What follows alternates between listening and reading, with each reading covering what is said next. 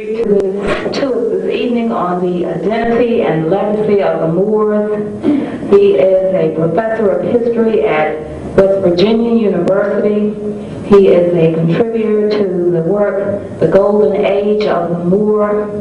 And without further ado, he'll come forth and speak to us. Thank you.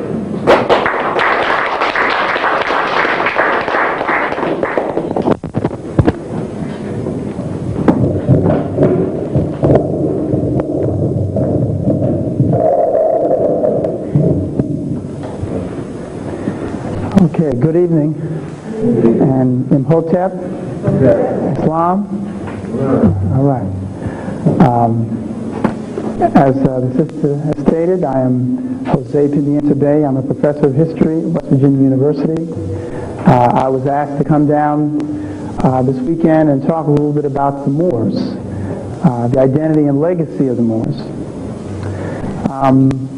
Before I get started, I would just like to mention, as I do at times, if I seem low in energy, it's because once again, I'm constantly on the go. It's been a long week, Million-Man March.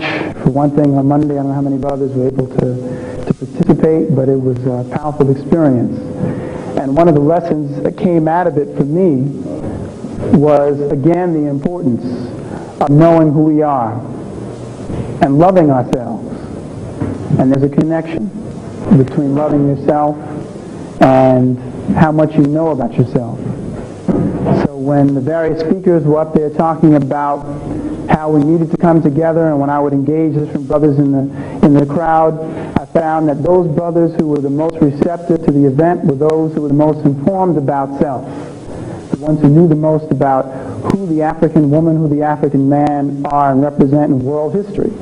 Those who knew less about self were the ones that tended not to take it as seriously or came for different reasons. That was just my personal observation in being there. So I can't stress it enough, the importance of knowledge of self. One aspect of self is the Moors. We are the Moors. What I wanted to do was to begin by just pointing out how the legacy of the Moors has become obfuscated, and why. And then I'll get a little bit into the organization known as the Moorish Science Temple at the end of this. One of the main things we need to understand is that history is designed to represent the perspective of the person writing the history. So if you're trying to get a sense of what occurred in the past, you have to look at history holistically. If I want to know something about the history of the Moors, I should not only go to sources written by Moors or Africans, but I should go to sources written by Europeans, strange as it may seem. I should go to sources written by Arabs. I'm trying to get a holistic representation of who these people are. When we think of the Moors today, there's this confusion about whether the Moors were in fact African peoples. Some people even who would consider themselves to be Africa-centered or Afrocentric, or even Ethiopian, who read Diop's work, The African Origin of Civilization, where Diop talks about the Moors as being recent arrivals in Africa, foreign invaders, whose genealogy actually places them originally in Yemen. But then, in the same book, when you read on further, Diop also says that Yemen was an Ethiopian colony. And that even the Arabian Peninsula was largely Negroid, quote unquote, right up to the time of the birth of the Arab prophet. Well, if that's the case, then if someone comes in from Yemen, are they a foreign invader?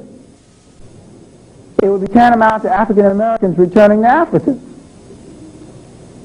Now, one could make the argument that your perspective and your experience would have been somewhat different because you were in a new area.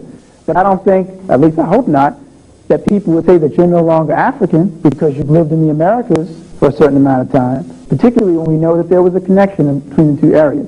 That's important to state at the beginning. What I'm essentially saying is even our own African scholars sometimes miss the mark on identifying who the Moors are. I would submit that the reason was because that wasn't Diop's primary focus. He wasn't looking at the history of the Moors. He was primarily dealing with the history of Kemet. Knowing the brilliance of Diop, I'm certain that that was his attention. That was what he was focusing on. He too wasn't clear as to who the Moors were. The other thing, of course, that creates problems is that the European world, knowing the legacy of the Moors, knowing how much of an impact the Moors had on their own culture, cannot accept the fact that the Moors are African people. To do so is to alter their own identity. One of my statements that I always say, and I'm at a university which is predominantly European American, I can count the number of sisters and brothers, African Americans, Africans in my class on one hand. And I have classes of 50 people.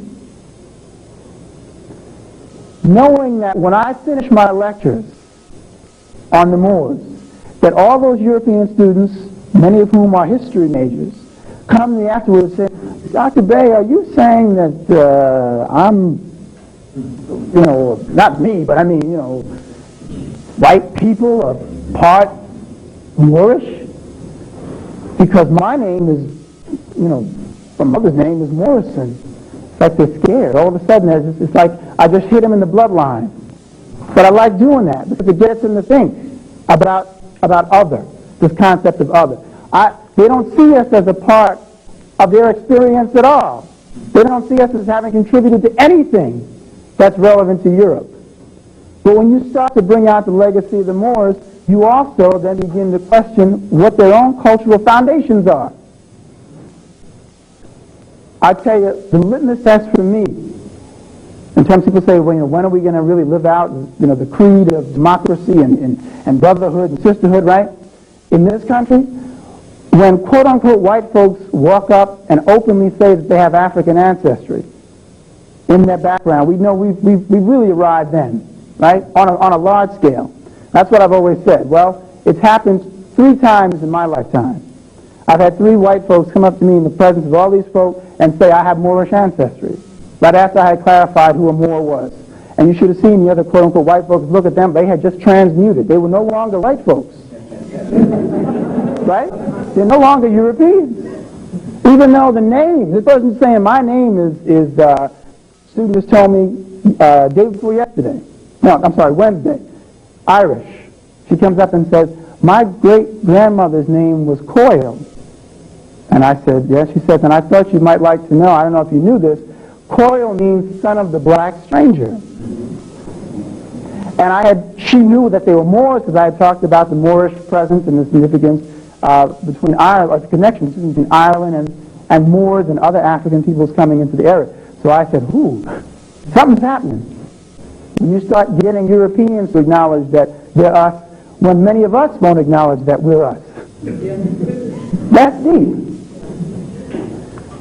But again, like I say, you have so much muck and mire to dig through.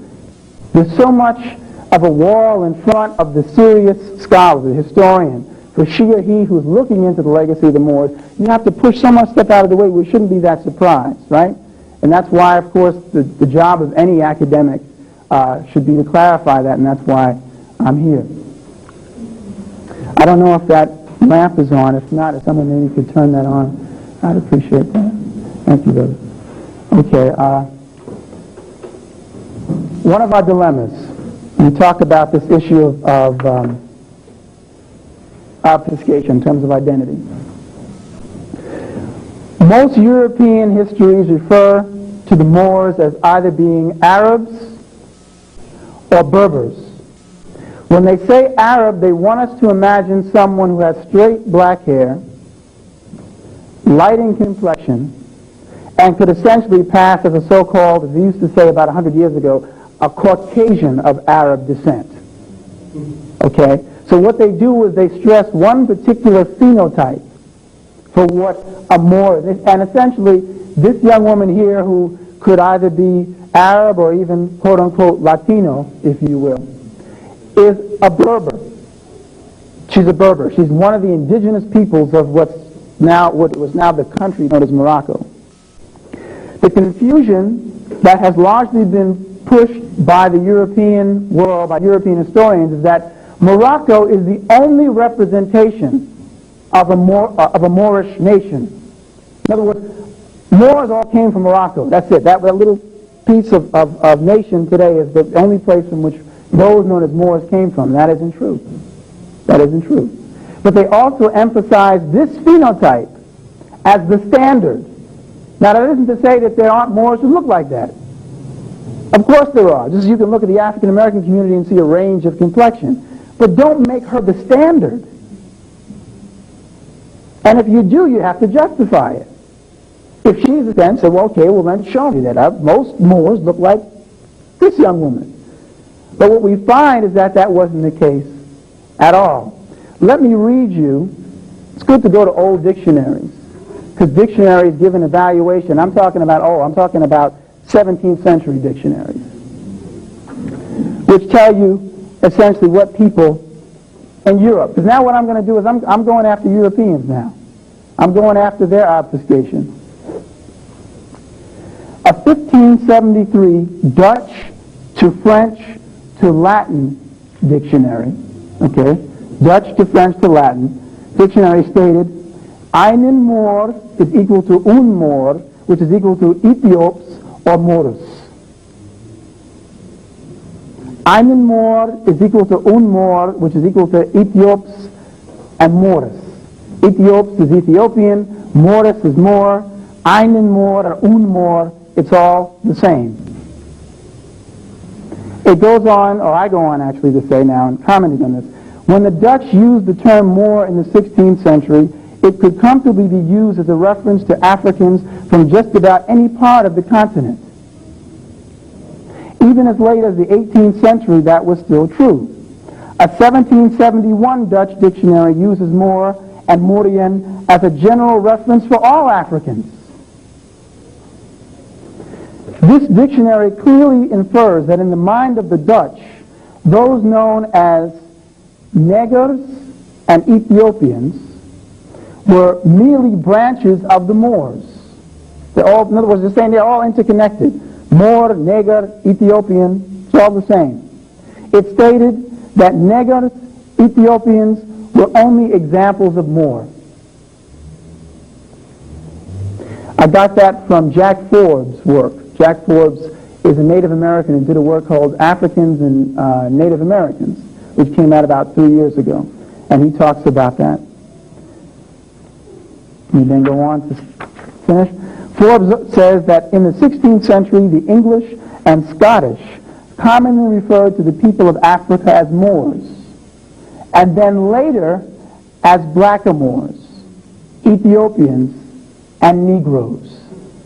See the digression? People used to use the term Moor, they used the term Ethiopian, they used the term, then they went to blackamoor, okay, then they went to Negroes. So this idea of progressively making you a thing. And what I mean by that is, Negro is not an African word. The origin of the word Moor, and this is interesting, the origin of the word Moor, according to etymologists for the American Heritage Dictionary in 1978, the origin, they said, was African. Some people say that the origin is Greek, comes from Mavros or Moros. J.A. Rogers said in the 20s that it was African in origin. Now, he wasn't a linguist, but he was looking at linguistic evidence. Gerald Massey, the English scholar, the turn of the 20th century, also said the term Moor was African in origin. My money says that the term is African in origin, especially when even to this day in Morocco, the term for Morocco is Moraksa. There's that word again, Moor. You keep hearing that phonetic sound of Moor. But inevitably, as Europeans begin to lose, as African peoples begin to lose power and Europeans begin to ascend in power, people have to begin to redesignate who these people are. So let me continue here. By the middle of the 17th century, the term Moor among the Dutch began to encompass Muslims in general. So now it's just a general term of Muslims. You're Turkish and Muslim, he's a Moor. You're Pakistani and a Muslim, he's a Moor. Just use it for all of you. The process of taking away the ethnic designation is underway. Zwart began to be used more generally as a term for Moors, and as Forbes states, non-whites in general. That's among the Dutch. Forbes then states, by 1844 to 1845, Dutch dictionaries were reserving Moor for North Africans only. So in other words, the term before was understood to be synonymous with Ethiopian. It was synonymous with Neger, N-E-G-E-R. It was synonymous with African people throughout the continent. But by the middle of the 19th century, which also happens to be the same time that colonialism is beginning to initiate itself, particularly in North Africa, 1844 to 1845, the term Moor is now reserved for North Africans only. Anybody now who's in any other part of Africa is no longer considered to be Moorish. And anyone below the Sahara is a Negro. Again, a term which the Portuguese and the Spanish introduced to refer to those who were enslaved, those whose national status was not recognized. Because keep in mind, the Spanish and the Portuguese know what a Moor is, because the Moors were all throughout what becomes Spain and Portugal. Yet the Spanish and the Portuguese, when they travel to places like Mozambique and Sofala and Malindi and Mafia, these are places on the eastern coast of Africa, they called all those people Moors. And those people were clearly dark in complexion and typically Africoid. So they weren't reserving it for North Africans. But something happens later, like I say. Something happens, they begin to focus only on North Africans. That has to do essentially with the same reason why European scholars begin to deny that Egypt was African pretty much around the 19th century. After Napoleon has invaded and begun to take over the region, now he says, well, look, we got control of Egypt, and we know the legacy of Egypt. We can't say that Egypt was connected to these people who are from the southern part. If they could, they would have tried to move the North Africans out too, and just say the Egyptians were Europeans. They couldn't do that. But the pigment differences allowed them to focus on the North Africans. Still with this idea of a hierarchy, as I sometimes refer to this pigmentocracy being maintained. And the pigmentocracy required that now this young woman going into the 20th century has to be the standard for what a Moor represented.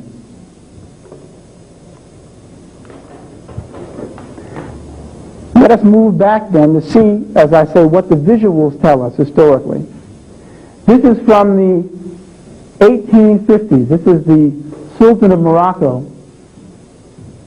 This was painted by a French painter. This is from the image of the Black and Western art, which is a very good collection to acquire. It's expensive. They always tend to do that. Make the books that have the most to offer the most expensive. But here's the Sultan of Morocco with representatives from his guard. It's 1851. We jump back to the 13th century. This is Alfonso's chess book, or the chess book of Alfonso. Alfonso X, also known as El Sabio, was a Catholic monarch who in the 13th century, after the Moors had invaded in the 8th century, understood that the only way for the Catholic Church to be able to subdue the influence of these African Muslims primarily, the only way for him to subdue them was to begin to study their material, for him to embrace what the teachings were in the madrasas, or in the schools that the Moors had set up. because they couldn't compete. The Catholic powers at that time didn't have medical science on any significant level. So if you're trying to outdo your enemy, you have to begin to supply things to your people that are going to impress your people more than the enemy. If I can't offer up some people standing around saying, well, you want me to remain in the Catholic Church. My daughter was sick, and I took her to one of these hakims, one of these doctors, and he knew what was wrong with her and helped her. What are you going to do? Well, you got to go take a walk to the shrine in Chartres in France and pray before the foreskin of Christ, and you'll be all right. So I ain't got time to do all that. I'd rather go to this person over here who knows something on medical science and let him hook me up. Those issues were fought all the time. Yet people who were complaining about the fact that so many scholars, even in the church, kept going over to the Moorish teachings. So we can't even find a person who can write a decent letter in Latin because everybody's studying with these Moors. El Sabio, or the wise one, Alfonso X, monarch, understood that he had to begin to study Moorish teachings, make it available to the Catholics, thumb his nose at the Vatican, say, I don't care what you think, I'm here, I'm the one that has to try to run the show. You're going to absorb what is useful. That's the only way we can subdue these quote-unquote foreigners. But again, we have Moors sitting playing chess, they're dark, they got turbans on. A turban doesn't make somebody an Arab, any more than a French suit makes you a Frenchman. And I could even go beyond it and say, with all due respect to Arab culture, who said that the turban belongs to the Arabs? People have been wrapping their heads for thousands of years. It's now something. That's another part of the smoke and mirrors of so many Eurocentric historians. Say that's Arab attire. The Africans are running around naked. They've never had no sense, but they didn't wrap nothing on their heads. That's the concept they had. So when you see a culture of people sitting down wearing turbans and wearing white and so forth in this fashion, that's got to be somebody else. Can't be African. And we generally buy it. That's Arab attire. Somebody can wear my coat all year. It's still my coat. Unless I forget that it's my coat.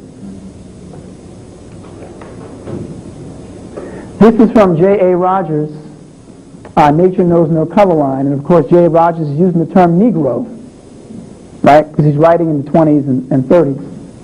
But this just reiterates my point about the phonetic sound of Moor.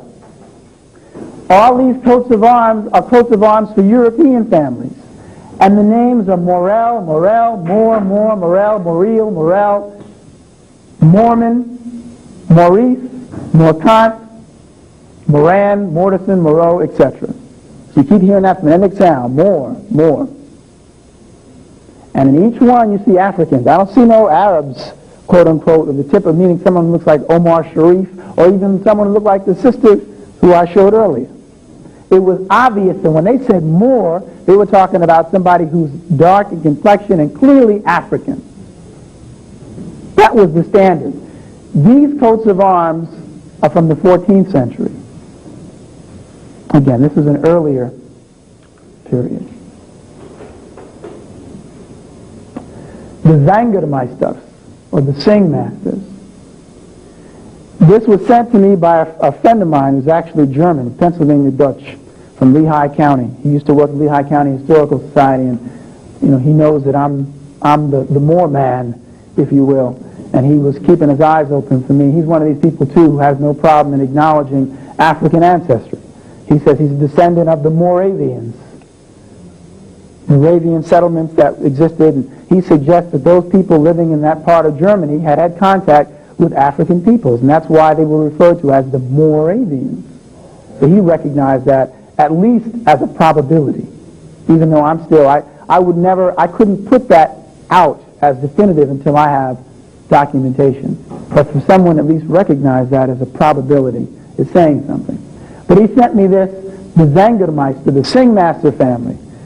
On the opposite side was a descriptive of the family history, and it basically said that a Moor, der Moor, M-O-H-R, came to Berlin to teach music in the late part of the 1597. He came to teach music. He married a woman who was from the area, and this is their coat of arms.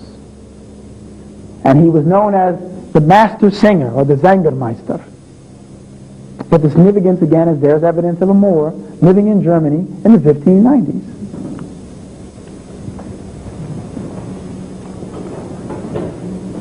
There's more. Again, this is from the same collection, Lehigh County. And again, in each case, there's nothing to be ashamed of. Nobody's standing there bound. If you ever look at some of the coats of arms for Sir John Hawkins, who was involved in the enslavement trade, he has Moors who were bound. Moors who were bound, meaning I was involved in the process of enslavement. And that was his coat of arms. So some coat of arms which have Moors in them indicate that the person was a slaver. But these are European families that have these in the coats of arms, and they're saying, look, the person's wearing a crown. We have no problem in acknowledging the royalty of that person. We have no problem in acknowledging that these people had a profound influence and a positive influence on our own culture. Let's face it, I already mentioned Alfonso X. People like Michael Scott and Adelard of Bath and Peter Abelard and Erman Alimanas and Roger Bacon. These are all significant figures in European intellectual history who were known to have studied among the Moors or who were known to study from Moorish texts. And they were kind enough to leave the written word in Latin saying, I studied from the Moors. I studied from the Saracens. They identified their sources. In some cases they did it out of honor, in some cases they did it out of fear. Because it depended upon the Catholic Church's feeling about the period at a given time. Certain monarchs would allow you to do that. Others, if they found out you were studying Moorish treatises or medical texts or philosophical texts, you could be vivisected, cut open in the middle of the square. You could be burned alive. In contrast, the Moors, in entering the Iberian Peninsula, what did they do? What was their attitude towards Christians? What was their attitude towards Jews? The attitude was that these people were still al-Kitab, which means the people of the book, which means you're a Christian, you're Jewish, I'm Muslim, I don't see a difference because we're all following essentially the same code of ethics. We're all coming out of the tradition of prophets. We all recognize Ibrahim or Abraham. We all Jewish me didn't recognize Jesus, but they were like, well, all right, that's your thing. Just follow what Moses said and we'll be straight. That's it.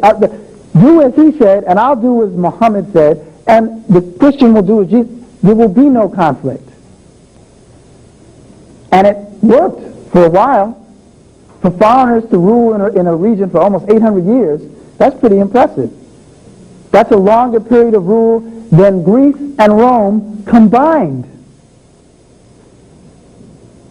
Ironically, of course, Greece and Rome get a greater emphasis in Western history, and there's no discussion of the Moors. That's why when I got to West Virginia, of course, some people in teaching Western Civ, they've never been the same. They can't teach the same thing anymore. They have to at least have a footnote on the Moors and then say, but you have to take Dr. Bay's class, which is cool, because that's right. You come right over here and you get the rest of it. Before, they wouldn't do that. So something good came of it.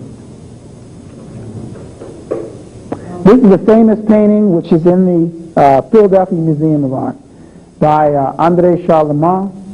It's called The Moorish Chief.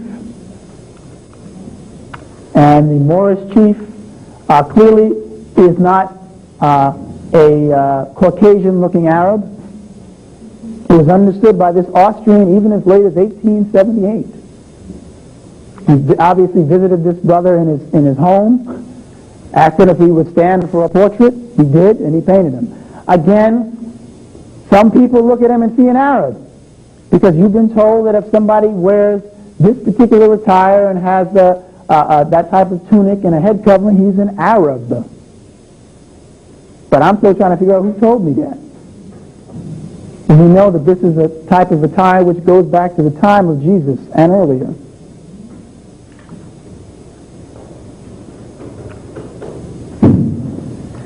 This is the Emperor of Morocco, Moulay Ismail, says his mother was an unmixed, this is also from J.A. Rogers, whose mother was an unmixed Negro slave, had tens of thousands of white slaves.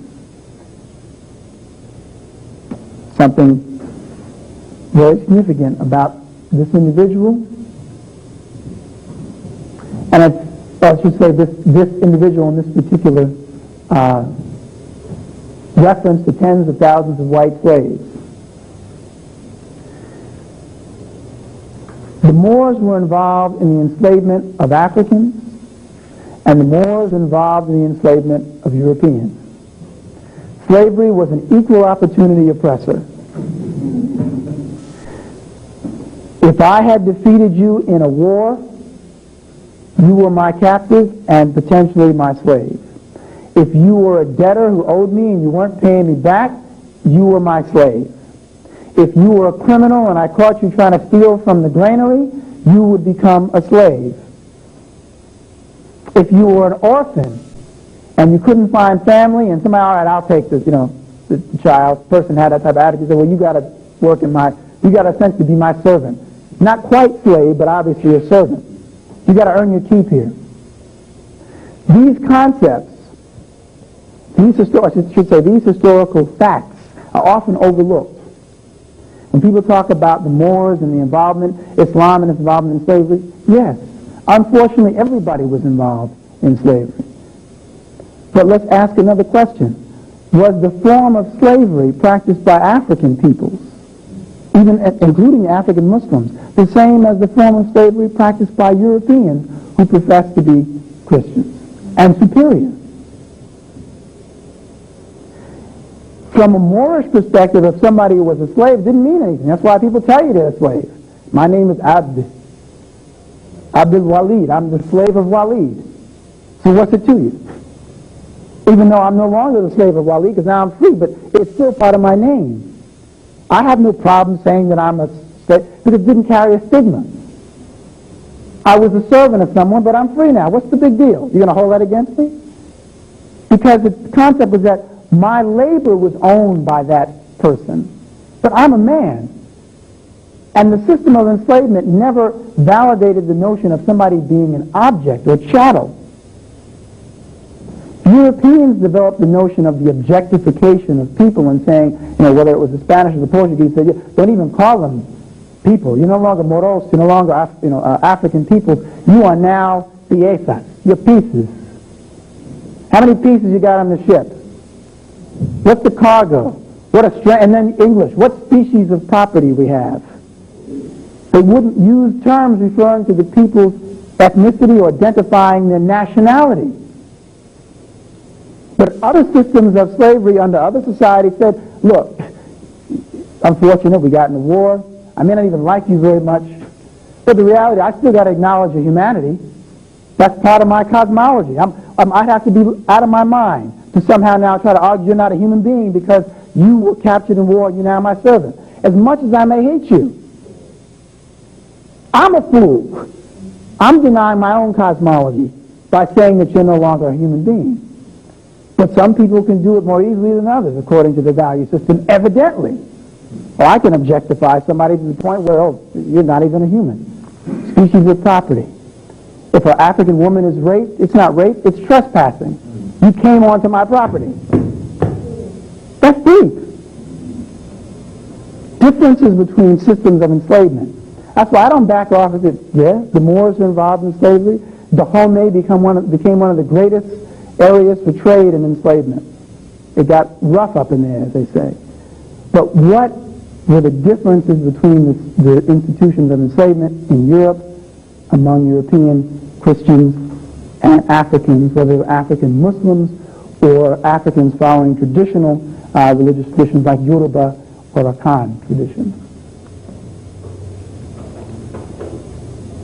This is simply from the coat of arms of Charles Moore, who was a barrister, prominent barrister in England. And clearly, it's proud and embarrassed in England, having a problem putting a Moor in his, or having a Moor seen in his crest.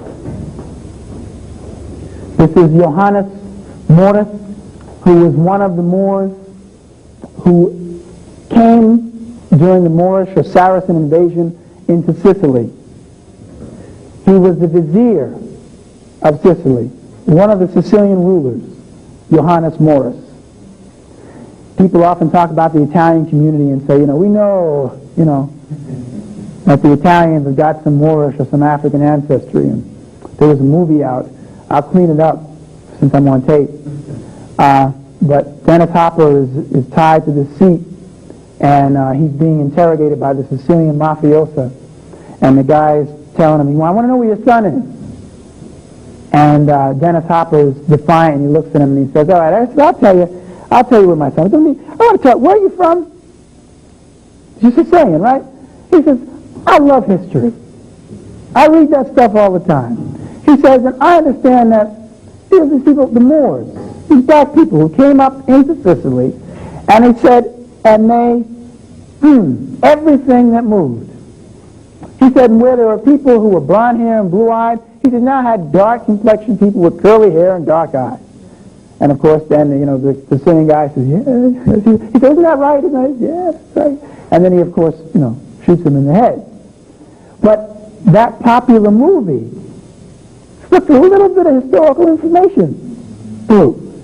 Some people caught that and said, oh, Hollywood, not just Azim the Moor in Robin Hood, but True Romance now is the film, I think, is making reference to the same thing. But Johannes Morris. Now, fortunately, in Morocco, and in the official Moroccan tour book, this sister is identified as being a Berber, as well as the sister who we saw at the beginning, which means that anyone reading through or looking at the Moroccan tour book will say, wait, the Moroccans are trying to tell us something, aren't they? They don't say, this is a Negro woman, which you probably see in some European texts.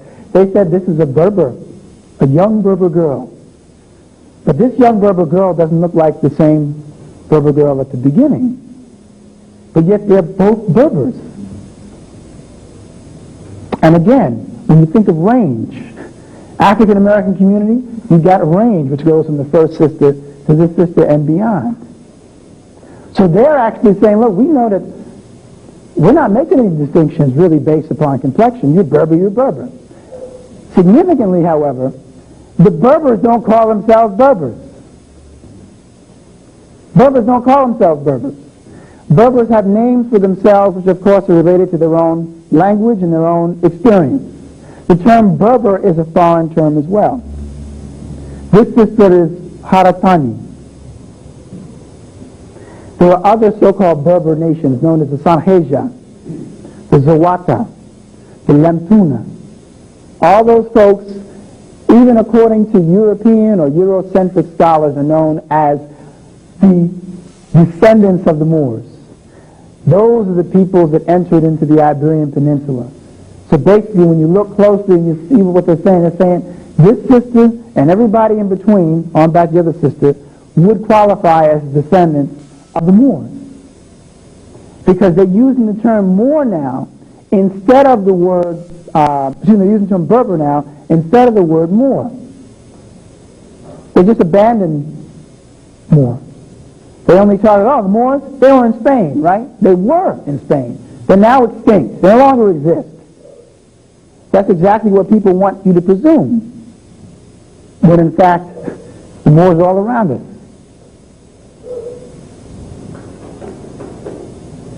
This is the same group. Look at the range. These people are all part of the same ethnic group. Look at them.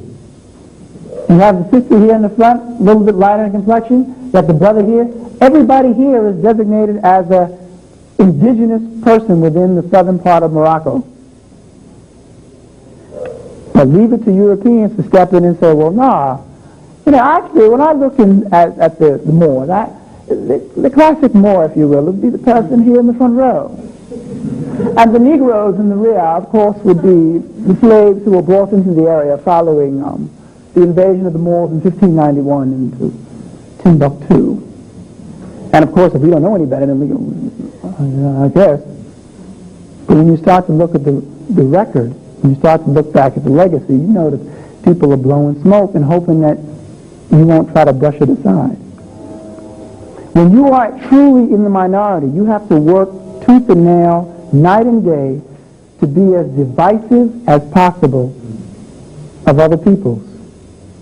That's why you hide behind a term like white, so that you no longer can have people thinking of themselves as Italians and English and Spanish and Portuguese and French, because if you do, they may still have some of those old, people say those old blood hatreds that are manifesting themselves throughout the world.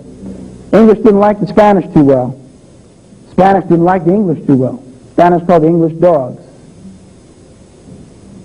If you create a situation where people, we just hide behind this term white, we all identify, we just white people, right? And I'd see the white student union at Temple University come in and say, I think that white people should be proud of their achievements. And that's all I'm saying when I set up this organization. This guy is a white supremacist, came to talk to me in the department and to let me know that he wasn't doing this because he hated black people. He drank with black people, he said. He said, I drink with black, I go down to the bar and talk to this black guy all the time. We have a beer, It's not, I don't hate black, I just for white people, We have a lot to be proud of. I said, well, who are you talking about? White people. Who are you talking about? I said, what's your name? Spletzer. I said, Spletser's German. Whose legacy are you grabbing? I read your flyer. You got references to Italians, got references in here to Greeks. You've been grabbing up North Africa. Who are you talking about? If you hide behind the term white and nobody asks, break it down for me. Who are you talking about? Where did they go? The history of Western Europe is that long. You just got here. You just arrived in terms of knowing anything. But what do? You look for somebody, well, where are the lighter-skinned people who we can jump on their back and claim their stuff? Even though those lighter-skinned people are not part of your history. They're not part of your legacy. But you can hide behind them. Beautiful thing. Greek sister told this Englishman, when he was English American, you and I are not related. She's Greek. She said, the Greek, what we were doing had nothing to do with what was going on in England. You weren't even close when we had it going on with Socrates and Plato and etc. And then, of course, I then had to say, well, where did you get the Plato and Socrates and Aristotle? And she wasn't afraid. She said, what do you, I said, let me ask you, sister. I said, and I did say sister. At that point, I want to hear the rest. Where did the Greeks get it? Now, she's Greek from Greece. She's not a product of the United States of America. She's not a product of the U.S. So as a result, this is someone who would have been educated in Greece. She said in Greece, it's not uncommon for people to say that we studied from the peoples in Egypt. Why would the greatest library, even of the Greeks, be in Egypt, in Alexandria? It's not in Athens. Why would they come to Africa and set up their greatest center of learning instead of setting it up in their own house? And of course, those who read the Greek classics like Socrates and who go over the writings of Pythagoras and others know that, and Herodotus and Olympiodorus and others, they say it. She knew it. She conceded it. And it wasn't hard to do. But again, we're talking about certain folks trying to continue to obfuscate the truth so that you don't see through the illusion. People say, will the real European stand up? Something to think about. And this is just a Moorish brother sitting in front of his shop. This was from National Geographic. 1989. This is a postcard. Sister got her baby on her back, and this is in McNess. And I just put this in. This is also from the image of the black and Western art. That's the Queen of Sheba. It's the Queen of Sheba, and it's the Queen of Sheba as identified by the French. That's what they thought she looked like, and that's from the 13th century.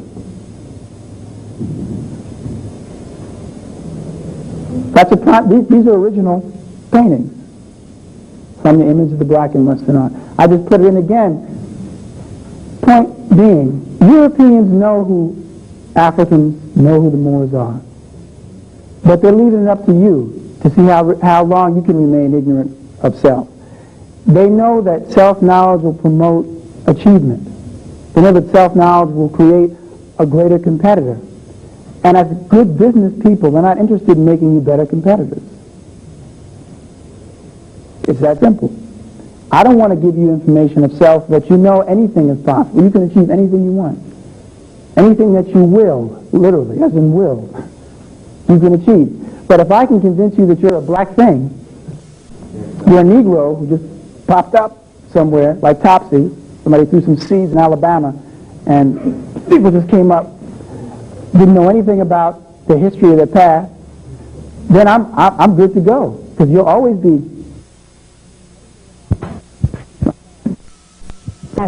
essentially a white Gary On next to him. That's just an example of Moorish architecture from a palace in Marrakesh. And this is simply a page from a book, a medical text by Al-Zarawi.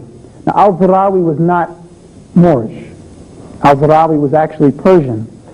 But Al-Zarawi's books from Persia were being distributed throughout the Muslim world, and even among the Christians who would embrace the teachings without fear of being ostracized or excommunicated from the Catholic or Byzantine Church.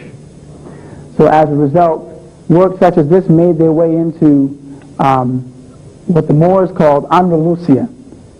Spain and Portugal was called by the Moors Al-Andalus. That was the name given to the region. And this is one of the books which shows not only how, on other pages it shows the anatomy of the body, like if you how to perform the removal of kidney stones, or how to work on the eye, how to remove cataracts, for example. Not only would it show you the procedure, but it would show you the instruments to be used, and in some cases, how to forge the instruments, how to make them. Talk about comprehensive.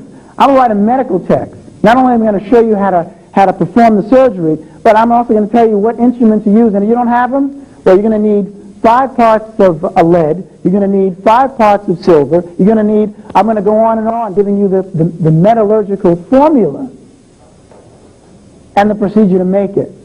That's talk about holistic. All in one. Europeans know this. Europeans know this. I'm talking about Europeans who are learned. Needless to say, if they didn't know it, if I couldn't prove it, I wouldn't be here. Like I had Europeans looking at me saying, well, I'm just basically shocked that you're able to find such information, Mr. Bay. I said, well, I'm a little shocked myself. Thought you'd burned it all. Okay. So, having gone over that, let me just add a couple more things to give you some understanding of the significance of the Moorish legacy. I'll just kind of read through these, because this is something I just kind of added. This is food for thought, too. 13th century, the Moors under Catholic domination are officially labeled as mudéjars and moriscos. Okay. The reason why it begins in the 13th century is because the seat of Moorish power in Andalusia was at Cordoba. When the Moors begin to lose the seat, Cordoba, they really begin to lose a foothold in much of Andalusia. So that really begins the decline of the Moors. They're still there, and they, of course, are now focusing more and more their attention on Granada when they lose that in 1252.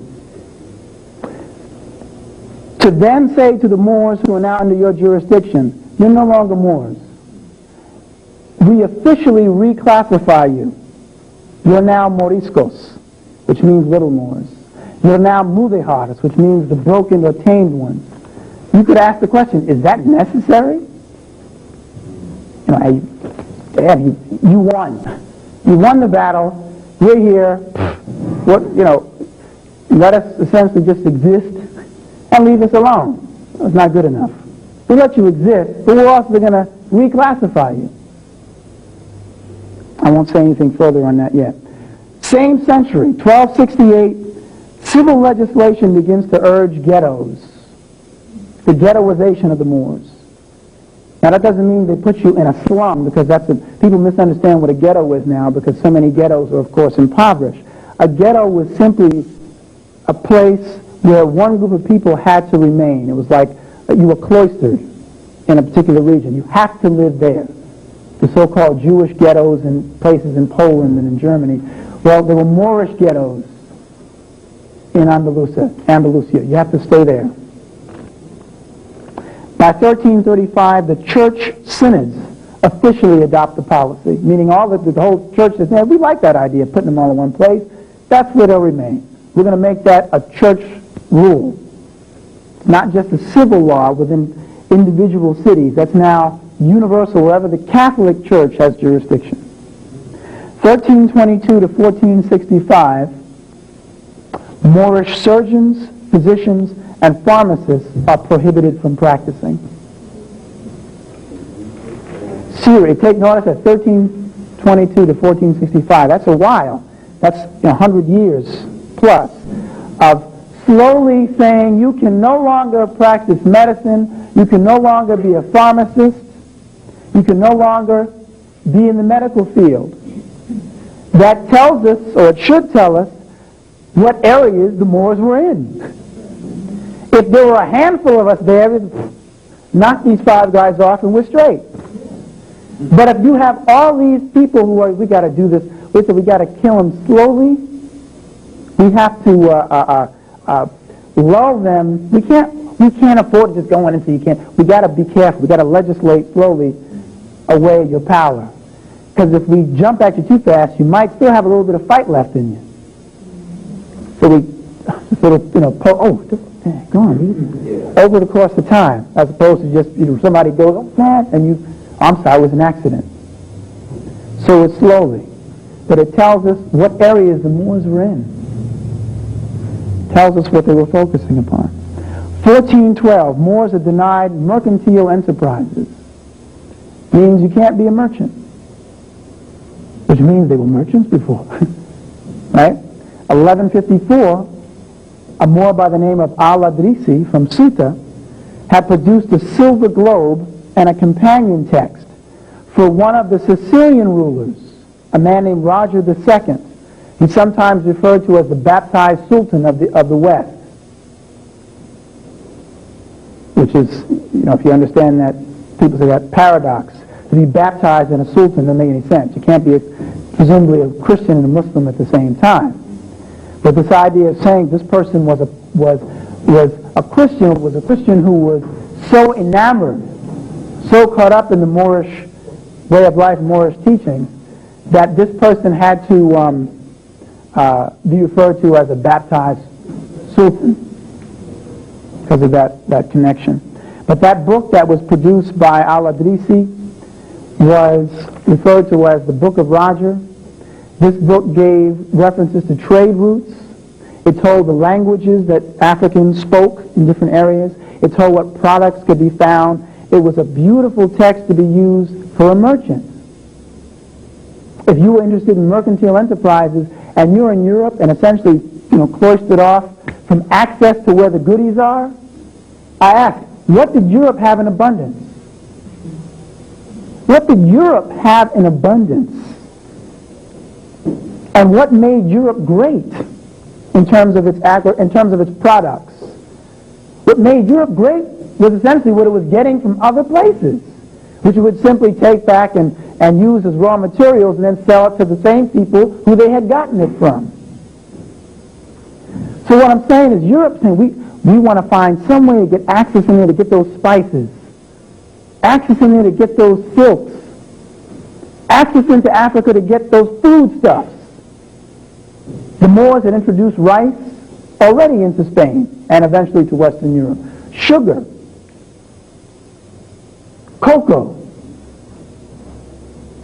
sweet potatoes or yams. People were going in to get food as well as, people say, things for in terms of textiles and so forth. And of course, who can forget, gold. So Europe knew that it had to use Africa as the proverbial cow to be milked. And unfortunately, here's a case where the Moors, kind of unwillingly, because of this information that they were conveying, knowledge, I was put on the earth to share knowledge. I'm not going to hide the knowledge from you. You're an extension of me. I'm going to give you whatever I can to help and assist in this journey, make it a little bit easier. If I don't do it, something will happen to me. Not if I do it. But the attitude was among Europeans, look, knowledge is power. I know the trade routes. If I tell everybody, all y'all be up in here trying to go into Africa and get the goodies, and I won't make no money. I'm not really caught up in this thing called Catholicism. You realize that. It's just convenient. The same can be true for other people's religious traditions as well, but I know it's true for groups, people who were part of, say, the Venetian city-states. Those people wouldn't know Christianity that kicked them in the butt.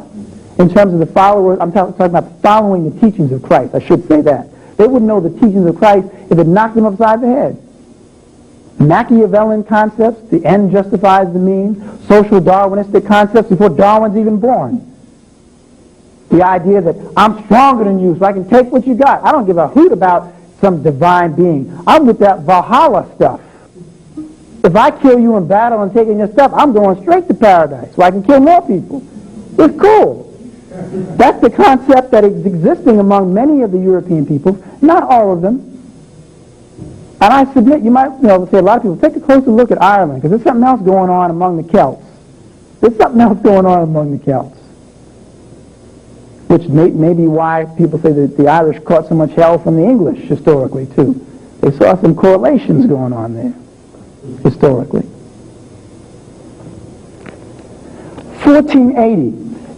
The Inquisition, the Spanish Inquisition or the Catholic Inquisition, is established to oversee conversos and to eradicate heresies. Those Moors who are now Moriscos and Mudéjars, who are within Catholic dominion, are told, all right, we think that you're a Catholic. You're telling us you're a Catholic. But Miguel says you're not. So we got to take you to court. And we're going to have to take your property to defray court costs. You understand? Even if you're found innocent, you still have to keep your property to defray court costs. You understand? And some of the Moors did understand, others didn't, and they jetted. Right? So you had some Moors who would leave and migrate to southern France, which, strange as it may seem, had rulers who were more amenable to the Moors than the people in Spain, in Catholic Spain. Meaning they were more kindly. Their attitude was, we need y'all. You got something to offer. And they show up among groups of people like the Huguenots. And there are connections to the Cathars in southern France. And this is how some of these traditions end up as part of esoteric societies like the Freemasons.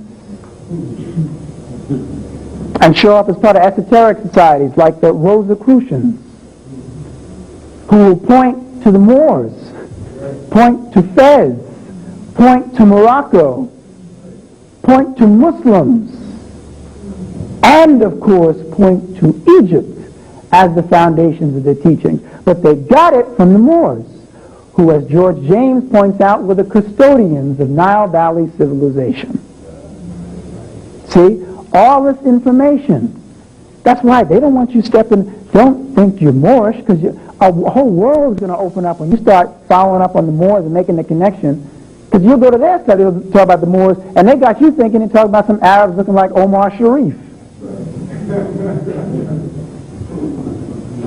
But this idea of, like I said, defraying the court costs to oversee these conversos, of course, just another dig, right? You're innocent. I mean, you're guilty until proven innocent. 1547, the Limpieza de Sangre, or the Clean Blood Act, says that any person who's of Moorish ancestry cannot hold a church position, which means that you're being completely cut off from the power. You have no economic base, you have no political base, you're no longer allowed to speak the indigenous languages of Africa or Arabic, and both were spoken. You are no longer allowed, you can't even close your door to a Catholic Spaniard. Women cannot wear veils. People would make you drink wine in public, make you eat pork, and also tell you couldn't dance, which suggests that Moors must have been dancing, which is not the concept that we have of Islam, right? Which is what I'm saying. African interpretations of Islam under the Moors wasn't the same thing. There is something known as Moorish Islam or Mara Buddhism, or the Murids. Different interpretation of what that means. 1568, the Pope initiates an edict requiring that all Moorish children between 3 and 15 have to go to Catholic school. Now we're going to cut off your seed. We're going to make sure your kids come out hating your Moorish tuchus.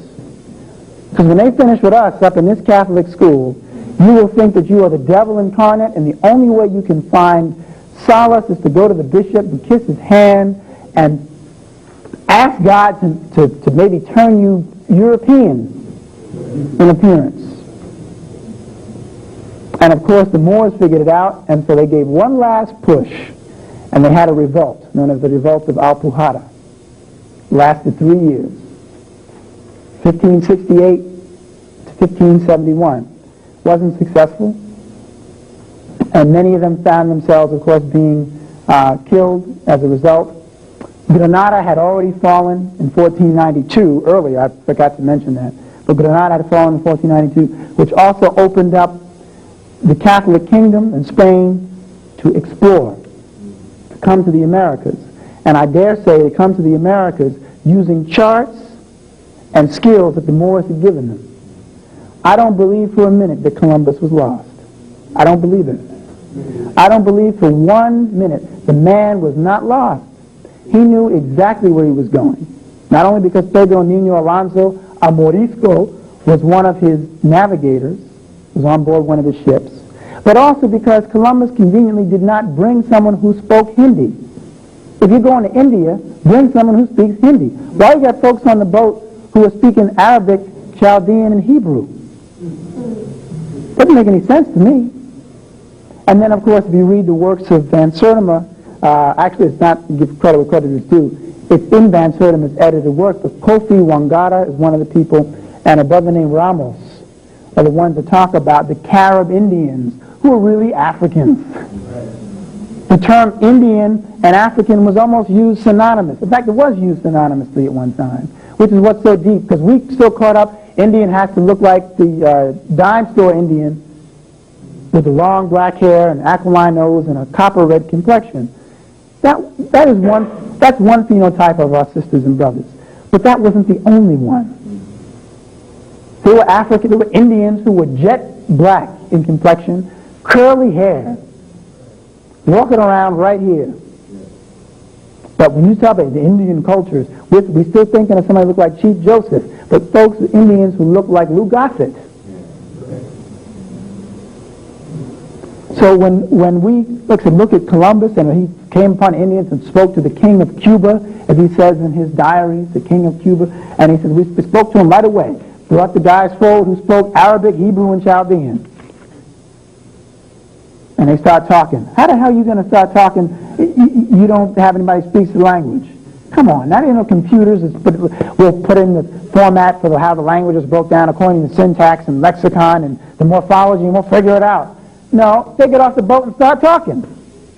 Oh, they said, the Indians said they were people from the sky, right? And all these other references. Come on now. Columbus wasn't lost. 1609, Philip III orders the expulsion of 500,000 Moors. Okay?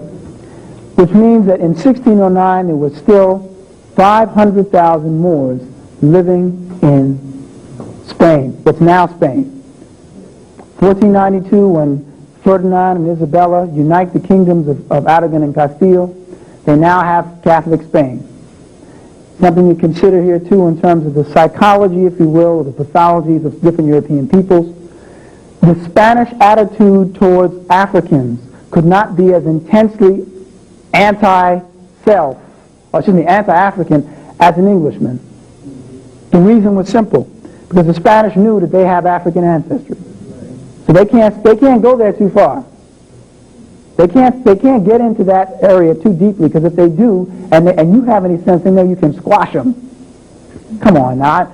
Come on, Julio. I know what's up.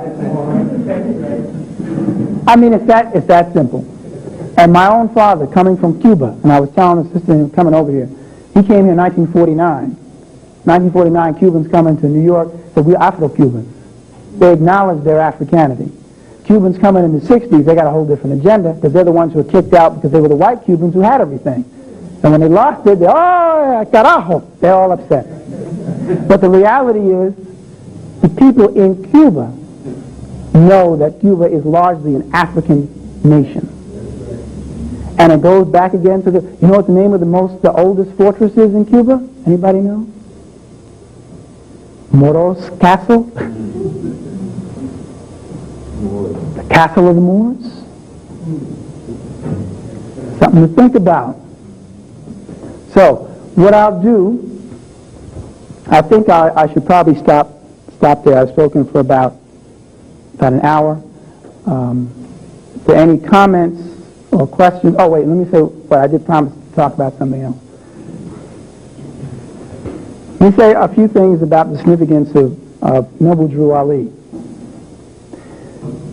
Noble Drew Ali is a man who was born in North Carolina in the 1880s, I think 1886. He's born in an area that's surrounded by a Cherokee reservation, if not on the reservation itself. He's said to have traveled throughout the United States, and I say he's said to because I'm not a specialist in the history of the Moorish Science Temple. All I can do is tell you essentially what I know, having had an opportunity to look at the record and what exists and think about it. By 1913, he's in Newark, New Jersey, and he establishes the Moorish teachings. He's in the process of establishing what will become the Moorish Holy Temple of Science, and then eventually the Moorish Science Temple. Why would this man in Simpson-Buck County, North Carolina, begin to tell people in the United States who were going by the designates of Negro, black, and colored that they were Moors? Of all the things he could have chosen, why not say you all Ethiopians? Why not say you all are Malians? Why not say you all are Zimbabweans? Why would he choose Moors? Right? That's think about it. Very good question. The suggestion here is that he knew something about a Moorish connection to the Americas that even those in the Americas, particularly those in authority, could not deny. Benjamin Banneker was known to be an Ethiopian. People called Benjamin Banneker the Ethiopian. Thomas Jefferson, who hated, as far as we can tell, hated African peoples, turned around and said that Ethiopian Benjamin Banneker, he's a pretty smart fellow. Yeah. Right? So, I mean, he's qualifying him now, and he's got all kinds of intelligence. Why didn't everybody just jump on that bandwagon? We're all Ethiopians.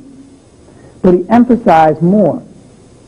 We shouldn't be surprised then when we find evidence that the United States had established a treaty with Morocco in 1786, which said that Moors would have the rights of white citizens. So for someone to know that, in and of itself would tell somebody, wait a minute, I got a document here that says these people should not treat us this way if we identify and can establish ourselves as Moors. Treaty of 1786 turns out to be perpetual.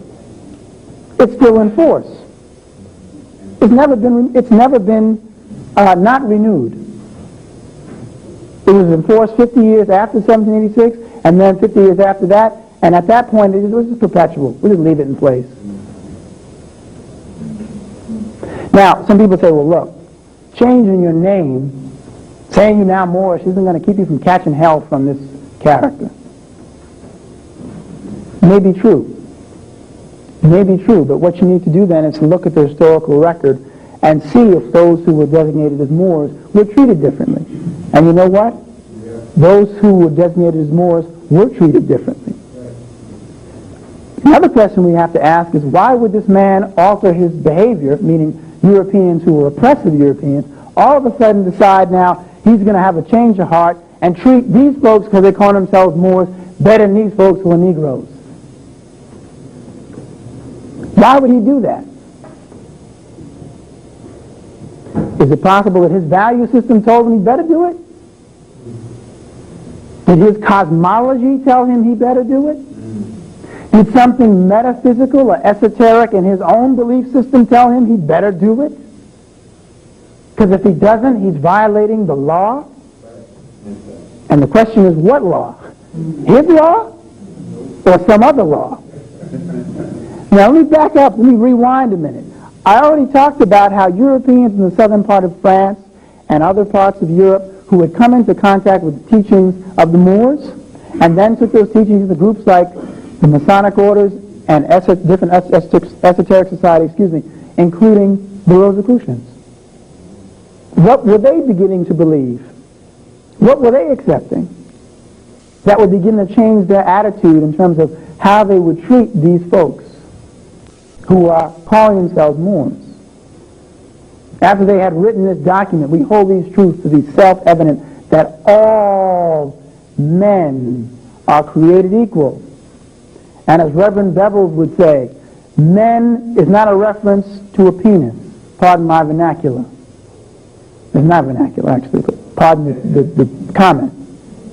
Men is a reference to that which is a reflection of God on earth, known as a so-called, let's say, a human being. You can have a female man and a male man. Women are under that term. Those who have the male genitalia have commandeered this term and said, men is a reference to me. But not, it's a reference to you and her. We hold these truths to be self-evident that all men are created equal. If that's the case, then you better follow that creed. And if most of y'all were part of some Masonic tradition when you sat down and decided on this, do your own teachings reinforce what you just wrote? And yes, they do. Your own teachings say you should honor all men. Masonic teachings say all men are your brothers. So if you violate that law, who are you answering to? Food for thought. If we accept the premise, things that people like Steve Coakley, things that people like Anthony Browder and others have pointed out with regard to the connection, and even Mustafa Ilamin, who's known for writing a couple of books on Freemasonry and African Americans and Islam and so forth and so on, Egypt. If we accept the premise that this country is influenced by Masonic principles, and as Farrakhan just said on Monday when he's talking about the obelisk and talking about the mirrored pools and talking about Lincoln Memorial and Thomas Jefferson Memorial, he's saying, look around you. and see that these folks set up a structure based on your principles. They're empowered by your energy. And most of us go to a church and throw our energy at some European. We're like batteries, and they're running off of us. So they just plug us in, and let's hope they figure out that this is their energy we're running off of. But what happens when the battery jumps out? Well, I'm going to go over here. I'm going to do a Duracell, right? Like the bunny, and go over here and plug into my own folks. But as long as you have convinced yourself that God is a so-called white man, every day when we go in, we're throwing that energy at him. Take it. We don't see ourselves as being connected. I've said all the time, if someone is a Christian and they believe that Jesus Christ is God, that's a personal choice. That's not my dilemma. The dilemma is, he's not a European. At least put someone who looks like Nick Ashford up there so that you recognize that I'm throwing my energy back at my brother, and hopefully it'll come back. But man is mine. Man is mine. If you're throwing your energy at someone else, he's taking it. He's not even saying thank you. So I wanted to say a little bit about that. Like I said, and I was talking to Sister earlier about the metaphysical references that I had made in another lecture. And I wanted to just add to that and close on this. The ancient Kemites understood the power of the spoken word. That's why they talked about nomo. That's why they talked about the power of words. Words have power. What power, what spiritual energy are we manifesting when we don't identify ourselves in accordance with who we are, but use another man's term, which was meant to refer to our objectification, our thingness, a black thing, something to think about. Thank you for your kind attention.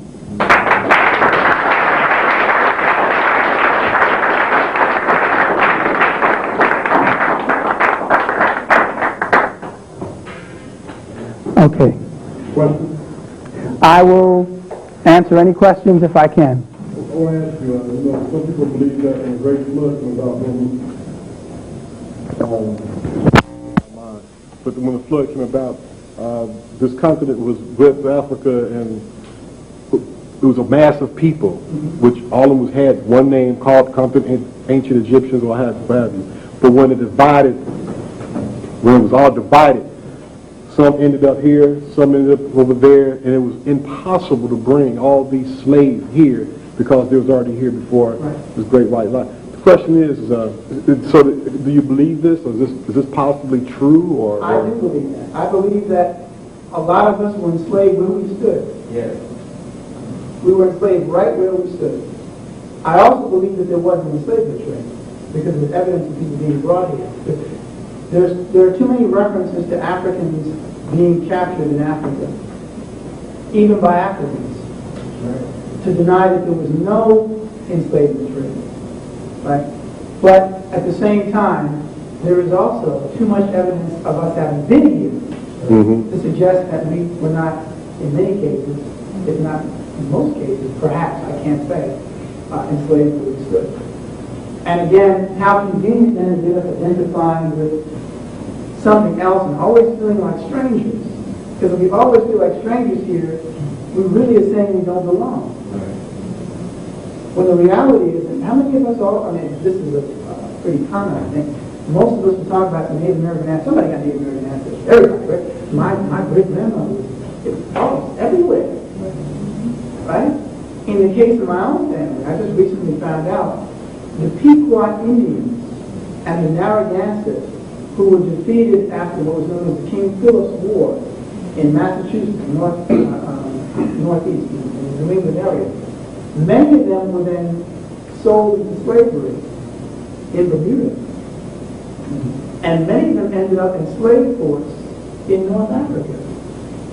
African people were also purchasing Native American captives, as well as Europeans. That's why I said slavery was an equal opportunity oppressor.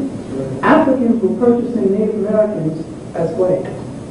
Native Americans, in cases also here, were taking Africans as slaves. So To me, it would be ridiculous to deny whether you're looking at the work of Alexander von Muthenau, Unexpected Faces in Ancient America, or R.A. Jatherboy, or Michael Bradley, or, of course, Ivan Van Sertima. We know we were here. We know we were here. And wouldn't it was just a lot easier logistically for folks to just enslave you here than convince you that you came from someplace else, in every case. In every case. Like I said, I'm not denying that there was no enslavement trade, people capturing folks in Africa, because there's too much evidence to the contrary. But the issue is, it would have been a lot easier to just grab folks where they stood. You had mentioned that more people were controlling the Nile Valley civilization. How does that fit into the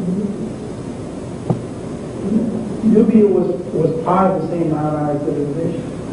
Nubia and Egypt were essentially the same people. Oh, well, they would have been, but right, they're all coming out of the same area. They're all coming out of the Nile Valley region.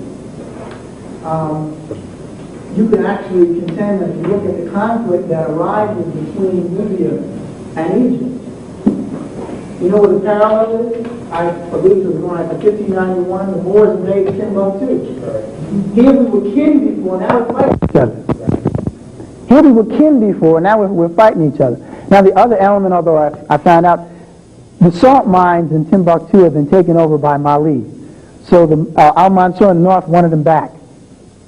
So rather than just asking him or negotiating, saying, well, look, we want the salt, he just sent an army because now he had several arquebuses, which were essentially guns, big guns, and brought them in. But then what happened to the people? They were absorbed into the population. So when you're looking at Nubia and Egypt, you're actually looking at a mirror, also the conflict in the northwestern part of Africa involving the Moorish Empire. But they're the same people. Yes, greetings. Greetings, sir. Thank you for coming. I've often wondered just what was the meaning of all the different forms in Washington, the pyramid, the obelisk, and all that, and you really clarify that. The meaning? Yes, well, Okay. You know, the energy, as you just said. But what I also would like to know is the Moorish science today. What is their population? What are they doing? Do they have temples here? What is their impact on society? And also your name, Say. You said there's Paul and Yanani. Well, it's Pimienta-Bey. Pimienta-Bey. Okay. Can you elaborate on that? Anil, right. Okay. The first reference you made was to the meaning of the symbols in Washington, for example, obelisk. The obelisk is often referred to as Cleopatra's Needle. It's also referred to as belonging actually to Isis because it was Isis's reconstruction of the male member, if you will, of her husband, Osiris, after he was cut up into pieces by his evil brother Set. So she put them back together, but she couldn't find that, so she created this symbol. The other significance behind that is something that I really don't know if I can get into because I'm not exactly sure how much deeper I can take that. I have my own ideas, but I've never really spoken to anyone in depth about anything beyond that piece of information. With regard to the mirrored pools, it's reflective of the mirrored pool in Egypt. In regard to the architecture, it's reflective of the temples at Luxor in terms of the Lincoln Memorial and the Jefferson Memorial. You then asked me what was the asking of my name? Okay, Moor Science Temple. Moor Science Temple, in terms of the numbers, according to the Directory of African American Religious Bodies, they say that the Moor Science Temple of America has about 6,000 members. The Moor Science Temple Divine has about 26,000 members. One of the problems, if you wouldn't call it problems that exist, is that the Moor Science Temple under Noble Ali in the 1920s, everybody was under one jurisdiction. After his passing, there were then contentions for power, right? who should succeed him. As a result, some people went with one person, some people went with another person. Those who went with one eventually created what will be known as the reincarnated movement or the divine movement. Those who went with the other will be part of the Temple of America movement. Then those groups would then fragment further. And you'd have people establishing the Moorish Orthodox Church. Then you had other people establishing the Circle 7 Moors. Then you had somebody else saying that they're part of the Moorish Brotherhood. So you had people then taking bits and pieces of it and going off in different directions. So you really can't say where anybody is in terms of the organization, in terms of counting numbers. It's that difficult because of the fragmentation.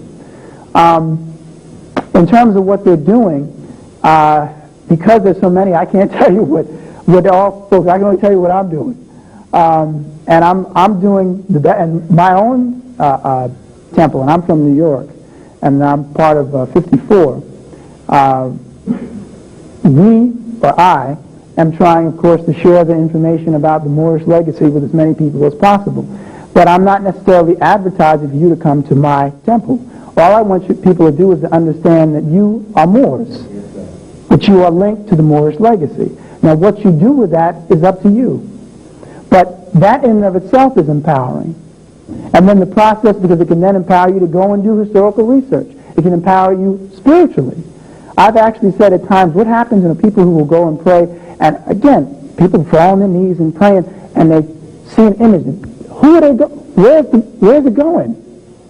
When people imagine, prayer is powerful, but who is it going to?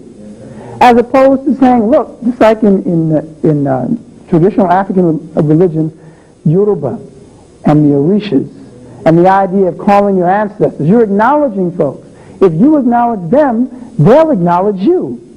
But when you call for Negroes, I'm dead black things. Come back and help me, please. Or people say, well, my grandmother recognizes me. Well, yeah, but you can even go beyond your grandmother and call out a term that refers to literally an army of energy. I mean, on that level, I'm saying that's the power of identifying with a nation, a recognized nation. In terms of, like I said, what people are doing, besides myself, what Moors throughout the country. I've met Brother Hakeem Bey. I've never met the brother, but I understand he's quite knowledgeable. More knowledgeable, I think, than probably I with regard to the history of the Moorish Science Temple of America. He's written, he's given lectures, he's going around the country. In terms of what people should be doing, I think people should begin to follow up on just a little bit of information I had given about this reference to this treaty and its significance. And even, one other thing, remembering that we live in a republic. And what does that mean? We live in a republic. What does that mean politically? A republic has citizens, slaves, and aliens. Yeah. The question is, which are you? That hasn't changed. I'm just going in accordance with the political law. So if people are saying essentially that you should become a part of this organization because you can learn all kinds of neat things about yourself, that's a part of it. But what else is going on behind the scenes? And I just say again, is it possible that people who are in positions of power actually have to behave differently? We're not talking about rank and file Europeans, if you understand what I'm saying. It may not have helped you. So you walk into a Klan rally by yourself. It may not. I'm a Moor. What do we care? But I'm talking about the issue of those who are who have political clout, those who are in positions of power, standing out front, following a credo. Say, I want to put these people over here, but I can only do that if this and this is correct. Came out a couple of years ago. Ronald Reagan was heavy into astrology. Came out after other people, but what's up? What's going on behind the scenes? They don't want you to know that these are things that they embrace. They're convinced they're going to church and, they got this straight thing and that's all it is. While we were going into churches, they were going into their lodges and pursuing something different, a different worldview. Yeah, I was going to let them know that. I'll come back. I'll start doing a little history. what you're saying, it is real, because I never heard anything about religion, but I really didn't know anything about numerology or astrology, where it came from and how it actually affects us. So there's some experiences that I had by myself or with my wife, but I won't go into personal that you need to find out for yourself, but there's a massive energy there that seems to manifest itself that out of this world. It really is. But you have to identify yourself with who you truly are. Now, you can probably go deeper into that tonight, because he's happy and that's what I have to set my foundation. As far as the science is concerned, you really truly need to find out who the identity of our team and more. Okay, brother here? Sorry. Firstly, I guess maybe your opinion, what would you say what did that caused us to, over the last 100 years or so, to stray away from what we once were, not try to hold on to it, as far as religion goes? Right. What caused us to stray away was, I think it's part of our nature, being in this. At some point, things catch up with us, because we're still in this. So we're bound to some degree by what temple we occupy. That's why most civilizations, of course, at some point start to run out of steam, and then somebody has to be sent to begin to turn them back to say, well, look, you're forgetting your principles. It's, of course, quite honorable to suggest that we were able to, in the case of say, Spain or Andalusia, to hold on for almost 1,000 years. That's no easy feat. In terms of how we fell away, we essentially broke the basic brotherhood, basic sisterhood that was in place, which was to recognize that no matter what, we were all extensions of one another. That's how simple it is. Everyone in this room is an extension of one another. And it sounds so simple to say, but it's often so hard to manifest. Because the ego, the individual self, often gets caught up in that. There's some element, of course, of us that is interested in survival, and that makes sense, because we as individuals have to survive, so we eat and sleep and so forth. But never should we forget that regardless of anything else, that we're interconnected. That was a basic comedic principle, and what some people refer to as the concept of consubstantiation. All things are interconnected. Once we lost that, it was all downhill from there. Because then I said, well, I can do this over here, and it's not going to affect that brother. I don't care if it affects that sister. As opposed to saying, well, wait a minute. What is the ramifications of me doing? If I do this, how is that going to affect that? A Khan tradition talks about the spider web. You hit one part of the spider and Nancy and the spider, the whole web shakes. Native Americans, same type of cosmology. No surprise, because I just pointed out to you, they're us anyway. You know? So, in terms of what we did, we forgot that. Something very significant, very powerful within the Moorish movement is its simplicity. And hear me, if you miss anything else, hear this point. The Moorish interpretation of Islam or of religious principles is simply that you follow 5 points: love, truth, peace, freedom, and justice. That's it. And if you go through life with that concept, whether you're part of a church or not is really moot. You're motivated by a spiritual principle which is bound to create unity. And if you fall away periodically, acknowledge you fell away from that, and always check yourself. Always check ego. I don't mind when people critique me or go after me. It's cool, because I may actually learn something from somebody coming down on me. I may have missed something. I got a blind side. But I'm committed to following those principles. So in terms of again, just to go back to the point Sister made earlier, if we're trying to correct the problem that we had, follow 5 basic principles. If you go and study the Marabut or Sufi traditions in Africa, you find that. People said simplicity. People are so caught up, oh, you got to do this and you got to... Forget it. The spirit is within you. Then there's where you cross like this or cross like that, or how you don't pray right. What? Person praying right and doing wrong. It doesn't mean anything. What are your principles? What is your creed? What are you dominated by? Do you get up every morning and say, how little harm can I do to my brothers and sisters today? How little? I know I'm going to do some. I'm going to do some. How little harm can I do today? I don't want you to come to my church and put your money in my bucket. And then the reality is, I don't need that. I don't even, people say, well, but then you can't organize and pool money and resources. Yes, you can. It'll happen naturally. Because if you love each other and that connection, I don't even have, you don't have to be part of NAACP to get money.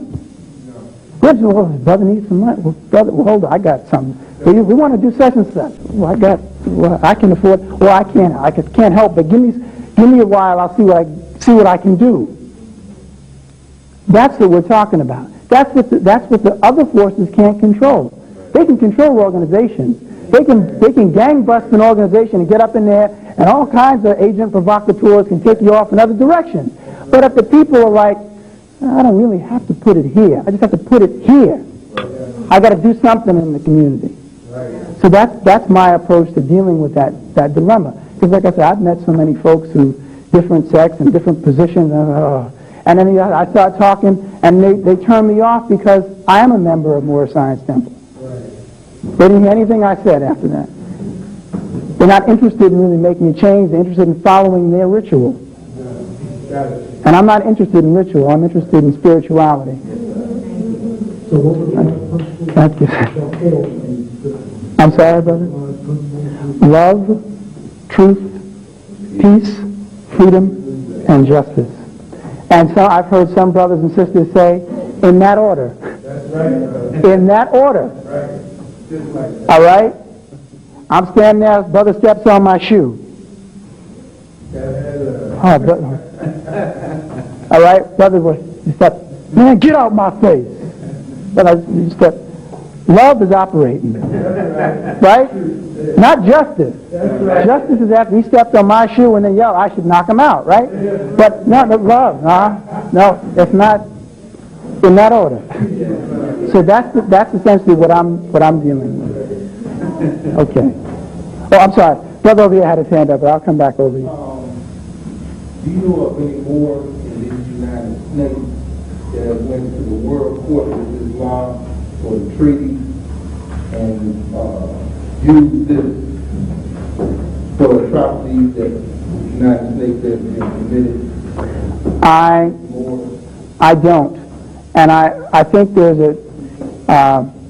was a brother out of Missouri named Jerry Lewis Bay who did something with regard to taking a group of Moorish Americans to Morocco and being greeted at the ministerial level, and that had ramifications too back politically at the World Court and other forces in the government.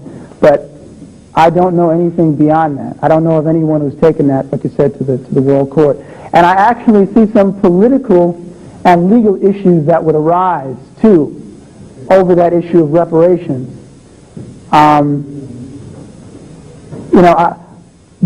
It's a little tricky. It's a little tricky. And people would have to have all their ducks in line before they took that step. And a lot of us can often, as they say, jump too fast before we've evaluated. So wait a minute, what are we dealing with exactly? So it's not a bad idea, but I'm just saying that that's something that people would need to look at carefully before presenting that argument. If they were presenting it as Moors, that's the point I'm making. Okay, and then the brother behind. You have something about the court? Oh, no. Okay, Brother Bay, what I want to ask you, I'm taking a course on Third English, and we go over Charleston, Beowulf, a lot of English classes that were dealing with more science, through the knightly science. So my question is, what have you found through the knightly template and that connection with the Baphomet in the back and other symbology that you see the sciences that they have built, and they're the carriers of the sciences for the Europeans? Have you found that connection? I found the connection indirectly, but I haven't found, the only thing I can say when you mention the Knights Templar, I can give you the significance of the history of the Knights Templar, and then we can maybe look at the significance symbolically there. The Knights Templar was an esoteric group which was responsible, they were warrior priests who were responsible for going into Moorish territories and establishing treaties with the Moors. They later, in fact, would be accused of being too honorable in terms of their dealings with the Moors by the Catholic Church, and then later be accused of actually not being good Catholics, and the Catholic powers would subdue them and essentially, have them murdered or dispensed with as much as possible, with the exception of, I think, one or two who were said to have escaped and carried the knowledge in other places. In terms of references to Chaucer, I haven't read Chaucer in about 11 years, so I can't comment on Chaucer.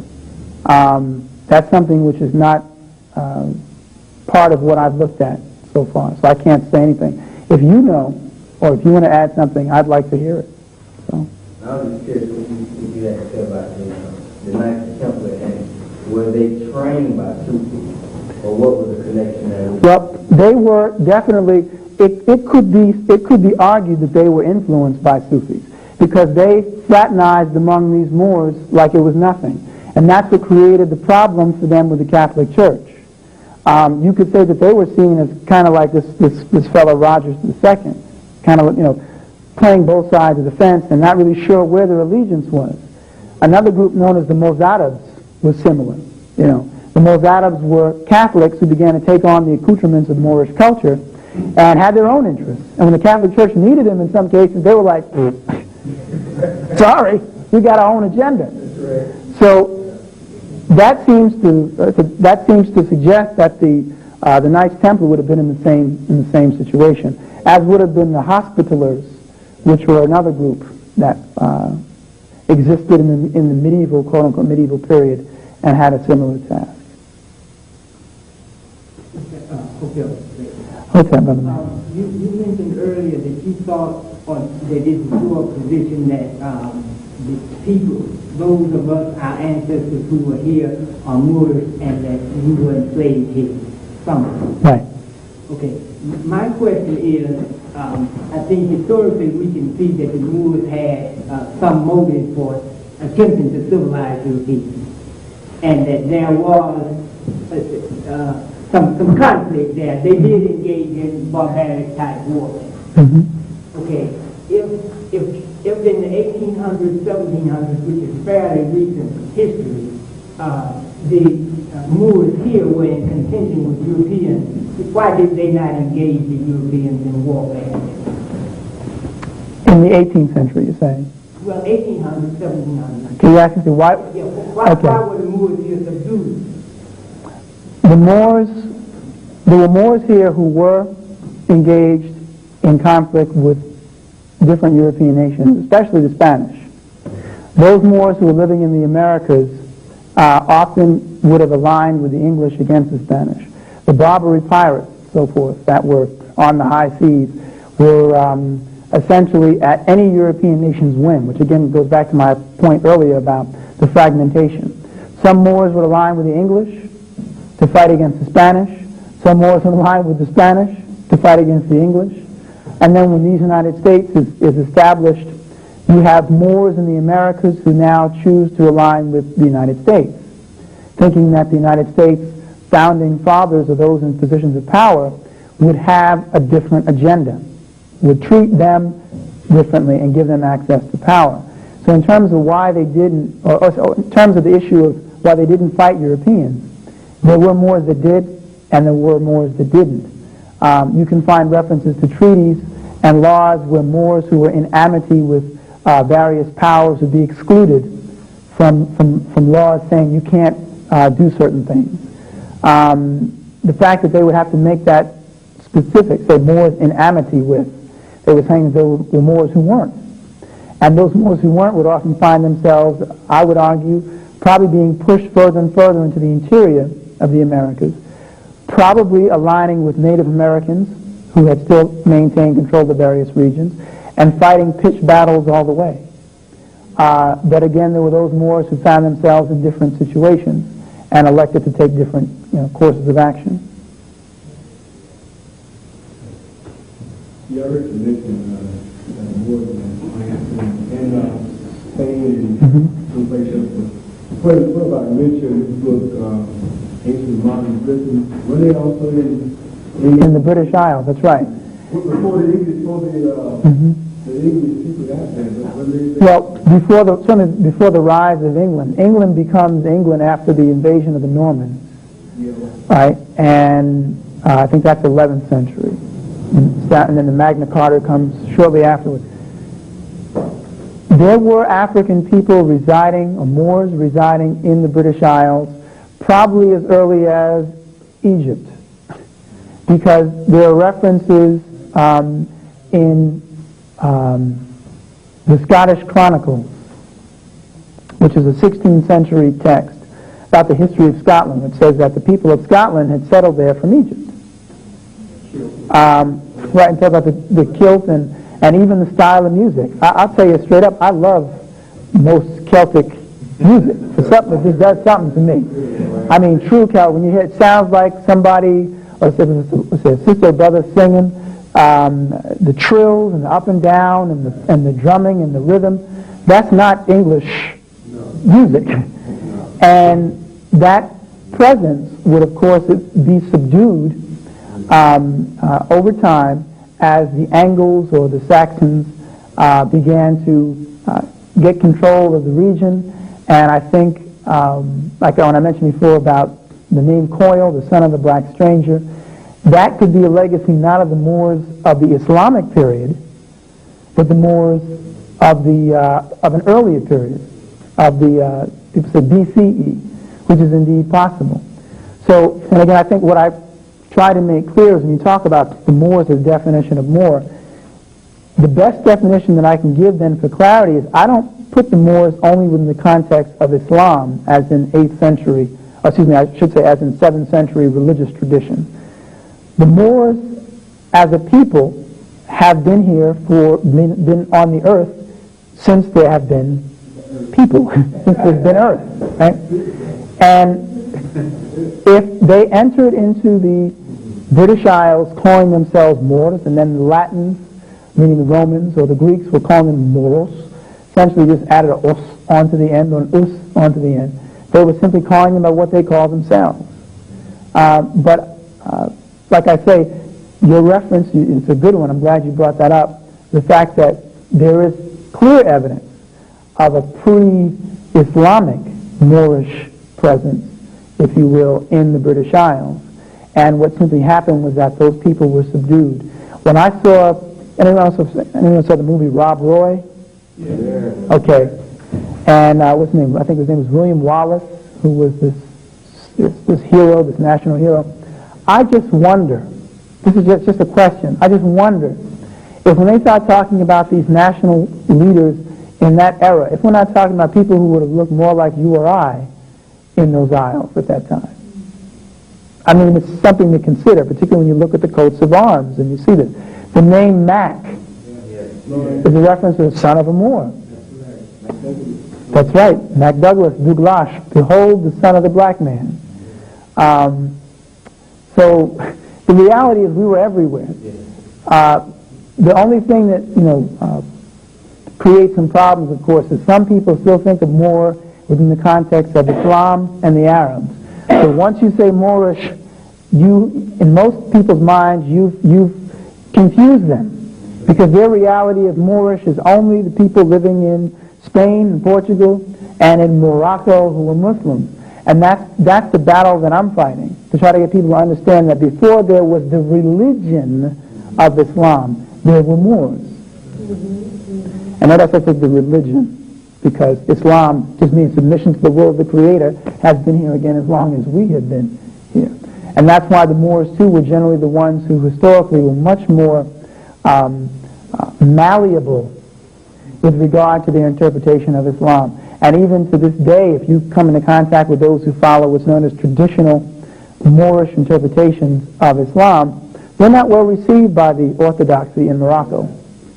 They're seen as following an atavistic, meaning a primitive form of religion. So, any other? Let me get somebody who hasn't asked a question yet. Okay. Go ahead. What's wrong, Brother Man? That question, compare comparing languages of Native Americans here and those natives of Arabia? I'm not a linguist, but I can just quote some references to what some linguists have said. In the 19th century, linguists were arguing that Native Americans were connected to the peoples of the Moorish Empire, the Arabs, and the Persians. And you had people who would write, if I can remember his name, Mackintosh. John Mackintosh, writing in the 1850s, made the connection between the two.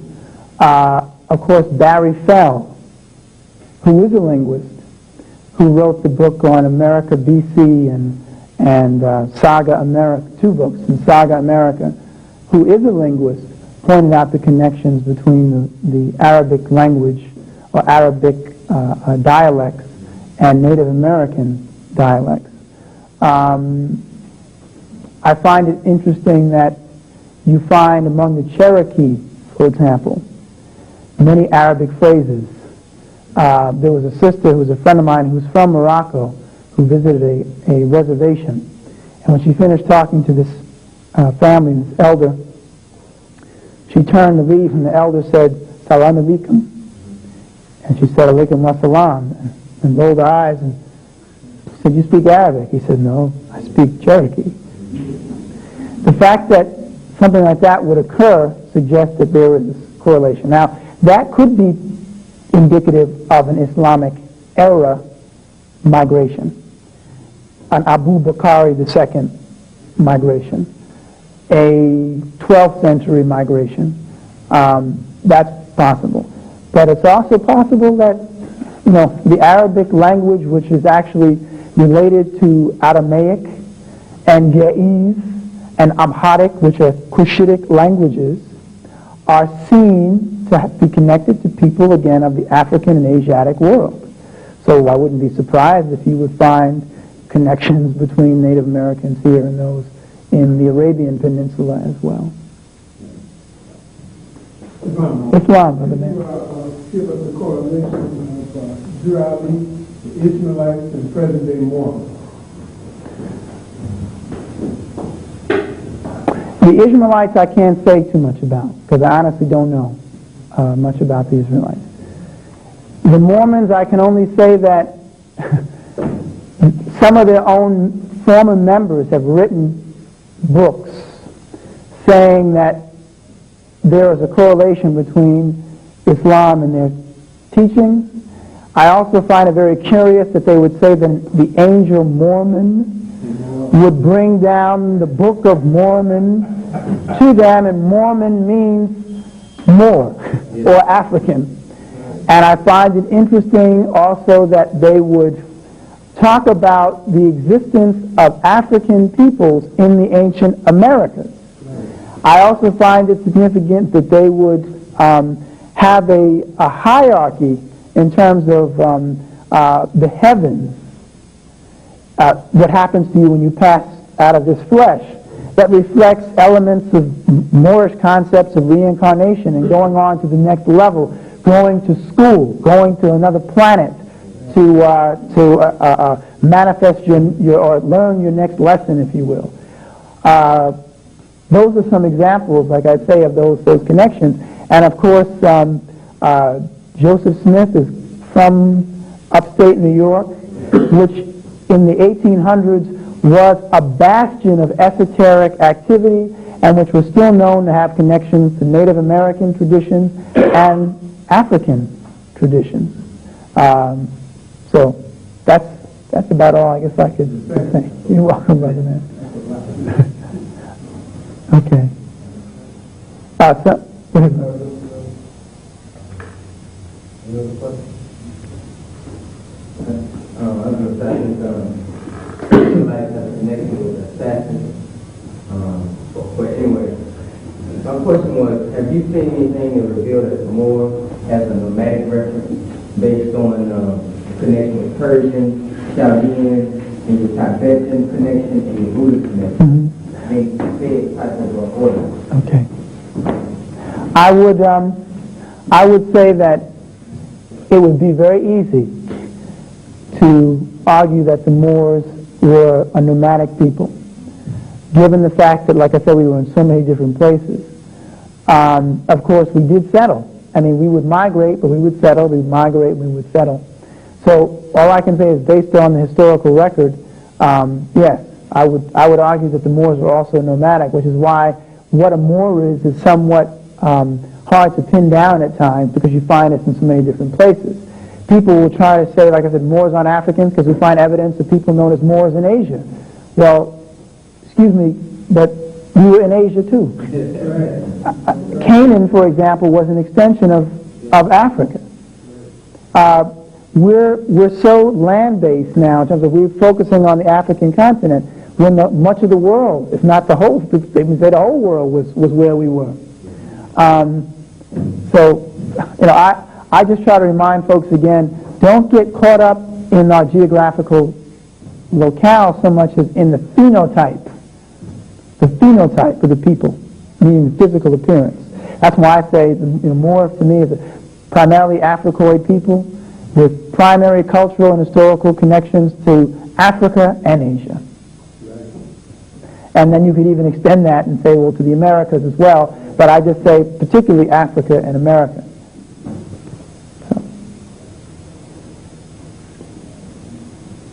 I want to touch a little bit on what the new man Martin and somebody Okay. About a month ago that Fraser and my brother right up here about the Knights Templar. I met a European who's a Knights Templar, some type of high degree, high background. But he was telling me, he said that you being a 30 degree Mason and a Knights Templar, but your people are Americans. I don't know if you're trying to say gender when you made that statement, but American, because I can't find more Afro-American, Negro-American that would not be American. He said there's going to be a huge change for your people. It's going to be fast and rapid. And he said that you must get yourself prepared for it. He says it's going on, and we talked, and he's just doing himself. He's an immigration attorney. He's a attorney to deal with people, deals with governments all over the world. And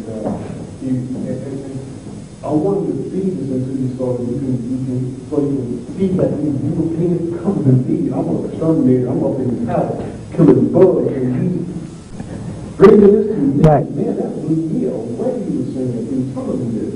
And I turned around and I asked him, I said, well, what do you feel? Or what do you think this change is going to be within us?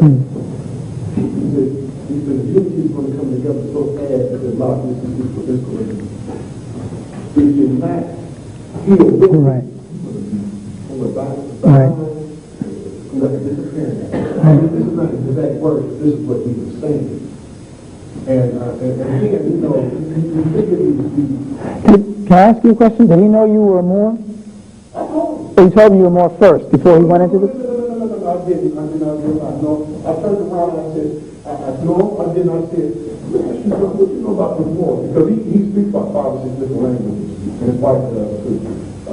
He's from here, his wife is from Switzerland or somewhere like that.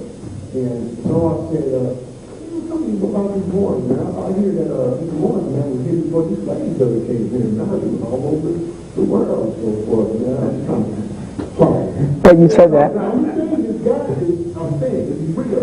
He shake his hand with the Pope. Him up in this right here. I mean, I'm not saying there's lies to you folks. You know, he's been with all the most powerful people throughout the planet. And this is happening that this man lives in a huddle and drives a wagon, LTV. He's one of those what we call fakers. But he's probably one of the powerhouses. But No, I pulled a swing like that. He started playing, he said the Moors had the finest educational institution in Spain, but they screwed it up once the doggone Catholics ran in there. They all got screwed up. And, See, what he did obviously was just say, provide a kind of confession. But you can find confessions in the European literature in places that you might be surprised to find. But the thing is, we don't know where to look for them. We find Europeans confessing left and right, but we're convinced they're not talking about us because they didn't say anything about black folks. So when they make these confessions about the Moors, they make these confessions about Carthaginians, they make these confessions about Phoenicians, or make these confessions about Kemites or Egyptians or Libyans or various other groups, we think they're talking about somebody else. And right, and when you meet those, like I said, I gave a lecture, visiting professor, when I first came to WVU, somebody came up to me after the lecture. This woman's French said, I got Moorish ancestry. Just was a confession. She was in church. She just, in Catholic church, giving her confession in front of all these people. And then somebody else, when I gave a lecture in Missouri, stood up and said that his grandfather was African American, and he looked like, what's his name? Brad Pitt. And when he made that statement, people again looked at him funny. But that's what happens when you illustrate your knowledge of self. No one can put, that's all, and I'm not saying that's not what they're waiting for. They're not waiting really for us to get out. They would prefer that we stayed here because there are benefits in being a Negro to them. But then there are those who maybe, and I say maybe, there are those within the European elite who know certain things, who are perhaps of a different spirit, perhaps of a different heart, where they actually would like to see a change before the world goes completely to hell. Because they know that if, to some degree, if we don't wake up, the world is screwed. Because so much of the change is going to have to come from us. Because many Europeans are so motivated by they're so locked into a value system of materialism, they're not going to come out of that without coaxing. And if we just say, look, all right, that's it. You had your run. It was a nice run, but it's over. Now it's time for the people who have some sense about how to engage the living earth. Let us take the helm again before you take us off into all kinds of things. We can't even correct it anymore. But the thing is, we have to be straight and clear on our heads. And if we're still Negroes, and I dare say blacks, we won't have the proper education spiritually or mentally to be able to engage the new challenge. See? That's what we're faced with. That's what we're faced with. How does one begin to go back and trace their ancestry to see exactly, because I mean, it's one thing to read theory about Moors, not to read that, but to actually go back and trace it and find out and really know it's real. Well, it is real. And I'll tell you why. You don't have to know exactly what part of the Moorish Empire any more than someone who was English needs to know what village they came from outside of Manchester, England. You, on two fronts. If you are arguing that your people came from Africa after having been captured during the enslavement trade, the chances of those people being within the boundaries of the Moorish Empire are very probable. Okay? Which meant that even if you were an enslaved Moor who came here, you still fell within the boundaries of what would be accepted as the boundaries of the Moorish Empire. The boundaries of the Moorish Empire were recognized as extending as far south as the Senegal River. Consequently, anyone from within that region would be Moorish, at least. Now, in terms of what the specific ethnic name is, that's a harder issue. Because, like you say, am I Wolof? I don't know. You know, am I Mandinka? That's a bit more difficult. In fact, it's not impossible because of the way that we were systematically broken here. But then there's a divine lesson there, perhaps. Maybe the point was to have us stop focusing on ethnic divisions and focus on a collective term that we could identify with, which still made sense. Okay? So in terms of you being Moorish, you're Moorish by virtue of that, and you're Moorish by virtue of if these lands were indeed, as we have historically and archaeologically been shown to have been the case, were under Moorish, or part of the Moorish dominions at some point, Moorish settlers, there's a second connection. It doesn't require you to be able to establish that you know what part of the Moorish Empire someone came from. And just forget the notion of coming from Morocco. That has nothing to do with being, well, little to do with being Moorish. Morocco is one parcel of what was once part of a larger imperial kingdom. And I use the analogy of Britain. Britain is made up of Scotland, Wales, and Ireland, and England. And of course, you're British if you come from anywhere within that region. So you're Moorish if you come from within a boundary which included that area. Now, again, some people are going to jump up and down and get upset when you tell them that because they think you're aligning to the Moors, these Arabs who are Muslims, and Sunni Muslims who are only in Spain. And your only charge is to find out more essentially about how to defend your argument in terms of saying, no, no, no. The Moors occupy various regions, and here's the evidence. Now, whether you accept it or not, meaning the other person who challenges you, it's not up to me to stand here and try to browbeat you. As long as you become convinced that that's a fact, that's all you need to worry about. But one other, I'll say quickly. If you have a name which appears to be Moorish, then that could send up or should send up a flag in your mind saying, maybe that Moorish name didn't come the way I think it came, if you understand what I'm saying. A lot of us assume that the name came from the plantation owner or something. Maybe it didn't. That's a reasonable question to ask in light of what's occurred. And I keep finding references to Governor Moore or John Moore in 1703, and I'm going, now was this John Moore who took his name Moore from his nationality, or took his name Moore as an inheritance from being a descendant of Moors in England? In other words, was the Moorish connection immediate or distant? So that might be, let's say, helpful if you have any name, family names that might pinpoint a Moorish ancestry. So, okay, sister over here, and then I'll. And using the word science, you said it's very simple. Aside from abiding by the those principles, when you go to a temple or structure, do you have services? Do you have a Bible to say? Well, the Moorish Science Temple does have what's known as a Moorish Quran or the Holy Quran, or the Circle 7 Quran, and something called the Quran Questions for Moorish Americans, also known as the Questionary. And then there's literature that pertains to the Moorish Science Temple that's a part of it. People are instructed how to pray, for example, in the Moorish tradition, but at the same time, people are also informed that there are different ways to pray. But again, some people want structure, and I understand that to a degree. Some people say, well, show me, what do I do? I've actually told some folks, when I was at WVU, I don't want to pressure people into following what I follow. That's not what it's about, because that generally is what throws people off. All I'm asking people to do is to think and to express certain things which I know to be true, and to get them to reassess themselves. So I said to the sisters and the brothers who came, I said, if you offer up prayer, offer it up to the Father of love. Offer it up to the universal Creator. Offer it up to the Father, Mother, Spirit. In other words, you can convey the principle in words in any form or fashion you choose, as long as you're expressing as well as you can the principle.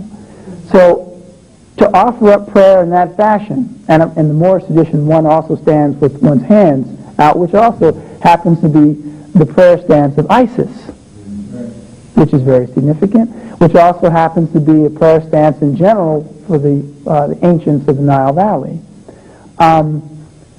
To do that, to offer up prayer from your heart, to literally say, I wanted to pause, Father, Mother, Spirit of the universe, if you will, and the universe and the earth, to give thanks, or I give honor to all those ancestors who are worthy of honor. You can make up, essentially, your own prayer, as long as the Spirit is moving you to acknowledge your connection to that higher Spirit and to the universal force, to your ancestors, if you will. But if you want, as they say, structure, if one can find a Moorish science temple where they would be embraced, meaning people can come in and learn and say, I'm here as a student, I'd like to learn, there shouldn't be any pressure to do so. But again, the point I tried to emphasize before is, like churches, different temples have different personalities. You understand, you know what I'm saying? Regardless of what people may be taught to do, folks don't always do it. So you can go to one temple and see folks, all kinds of chaos going on up in there. Oh my God, where am I? You can go to another place and see something which is, I think I just walked into a pocket of paradise. So you have to find out for yourself by, people say by seeking, but prior to that time, you can just begin the process through yourself. People say, but the risk of sounding cliche, it's all in you. You're armed with the knowledge, it's all in you. And then in terms of just serious, I came to my understanding of the Moorish Science Temple. I didn't go into Moorish Science Temple and then study the Moorish history. I studied Moorish history and then went into the Moorish Science Temple. And there was no pressure at the one that I was a part of. And my uncle was one of the people who was one of the chairpersons. But nobody was saying, you got it. I said, I'd like to go to the temple with you this Friday. Okay, well, we'll leave in such and such a time. I went and sat and asked questions and talked, and we went home. There was no hard sell. Just present the information. And then I found that I was offering information, too. I was critiquing folk in the temple. They're saying this. Well, I'm a historian, you know, so I know. They ain't got no degrees. They didn't have any degrees from, Temple or Cornell or from Gettysburg or Shippensburg University, but they sure had some knowledge and some degrees, right? So as a result, I had people say, I conceded and said, this is obviously something that is useful. But again, it pains me a little bit to think that there is not one concrete place I can send folk to get some clear information. But at the same time, I know, as they say, it's all good once you've had the information, the desire to find the information planted. You'll find it. It's not a question. It's no longer a question of whether you'll find truth. You are destined to find truth. It just takes, some people may take a little longer than others, but you're going to be all right. That's the way I look at it. We're going to be all right. I just want to say, and I don't know if it'll help somebody else, that my background has been Catholic, Baptist, and, I've run the gamut. However, even very early, when I saw the word King James Version, I was 6 years old in St. Mary's in Savannah, I thought, oh, that must be his version. That means it's been tampered with. That's right. That's right. Very young, and I was the only Baptist because I went to the Catholic school, so when everybody went to confession, I was sitting at the nun and she was sitting looking at me. I was the only one left in class. But I thank the Creator for that ability to question, and for some reason I've always had to speak truth, and it's taken me on a journey, and I wouldn't take anything for it.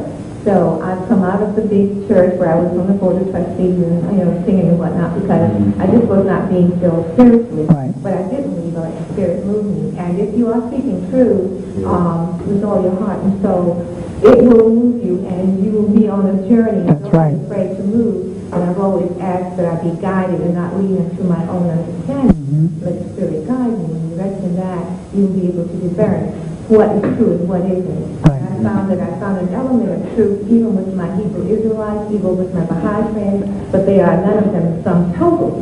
That's right. But I've learned it from all of them, and I feel a sense of great freedom, and there's a universal truth that runs through all of them. That's exactly right. But don't be afraid to speak, and I'm still speaking and learning, and I love it.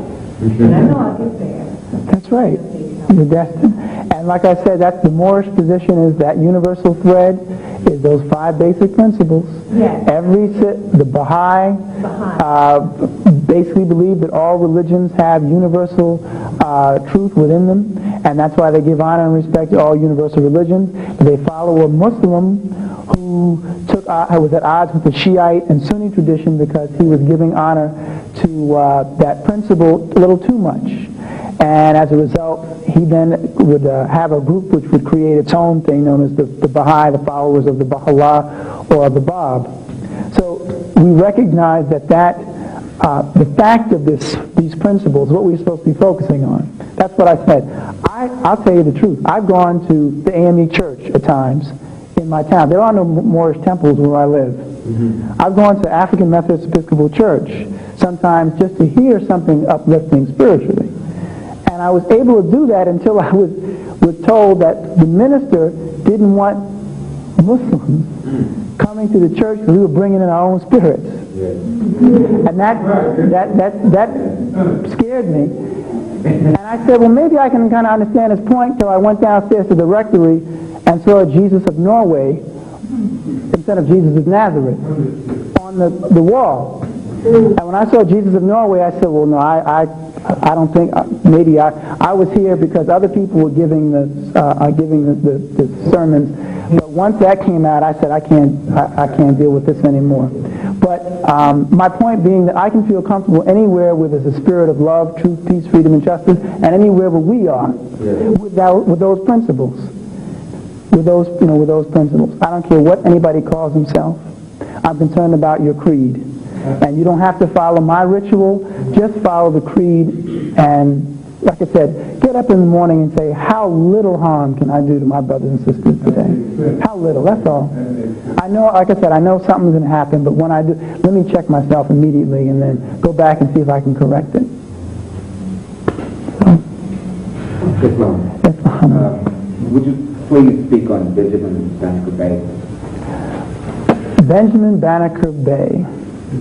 I can only tell you that Benjamin Banneker-Bey, according to certain Moorish traditions, I think the Circle 7 Moors, have established that Benjamin Banneker was definitely a Moor who was a Bey, who had the breadth of knowledge that he had because of, if you will, a typical Moorish education, to be able to produce a clock, to be able to have such skills in astronomy and mathematics was not a fluke. This was an educated man trained in the Moorish tradition.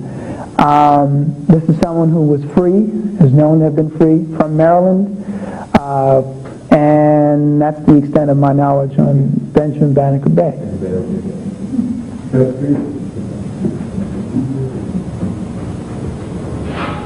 Islam. When your travels, have you heard anything about the Battle of Lake Erie? The Battle of Lake Erie. Is that also in reference to Battle Creek, Michigan? Or is that something different? Yeah. 1812? Yeah. Okay. Connection to Tecumseh, right? Is that what you're talking about, or is that something else?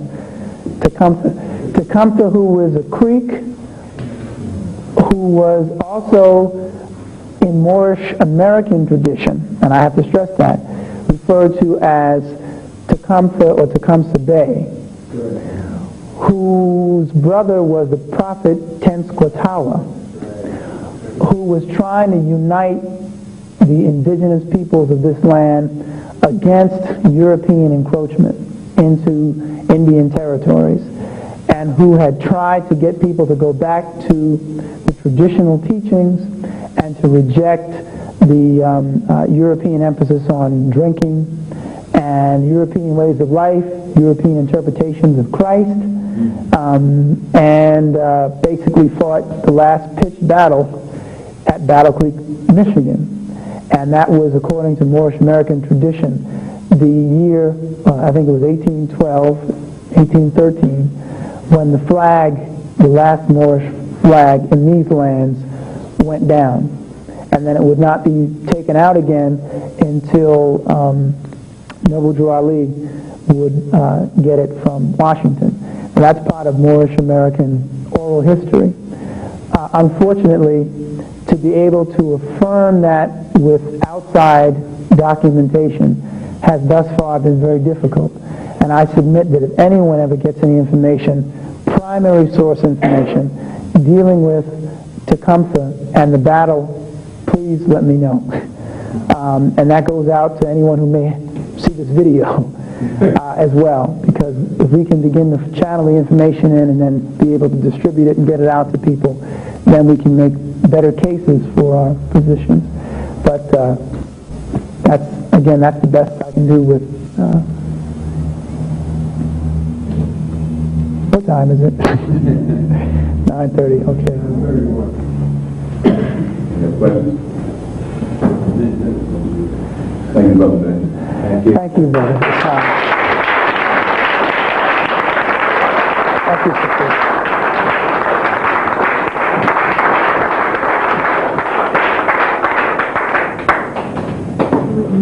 We're here working through, so I'll come back, and Okay. talk, and I can go, I'll tell you what, I can give you I think I have a card. okay. I'm a little tired. I started to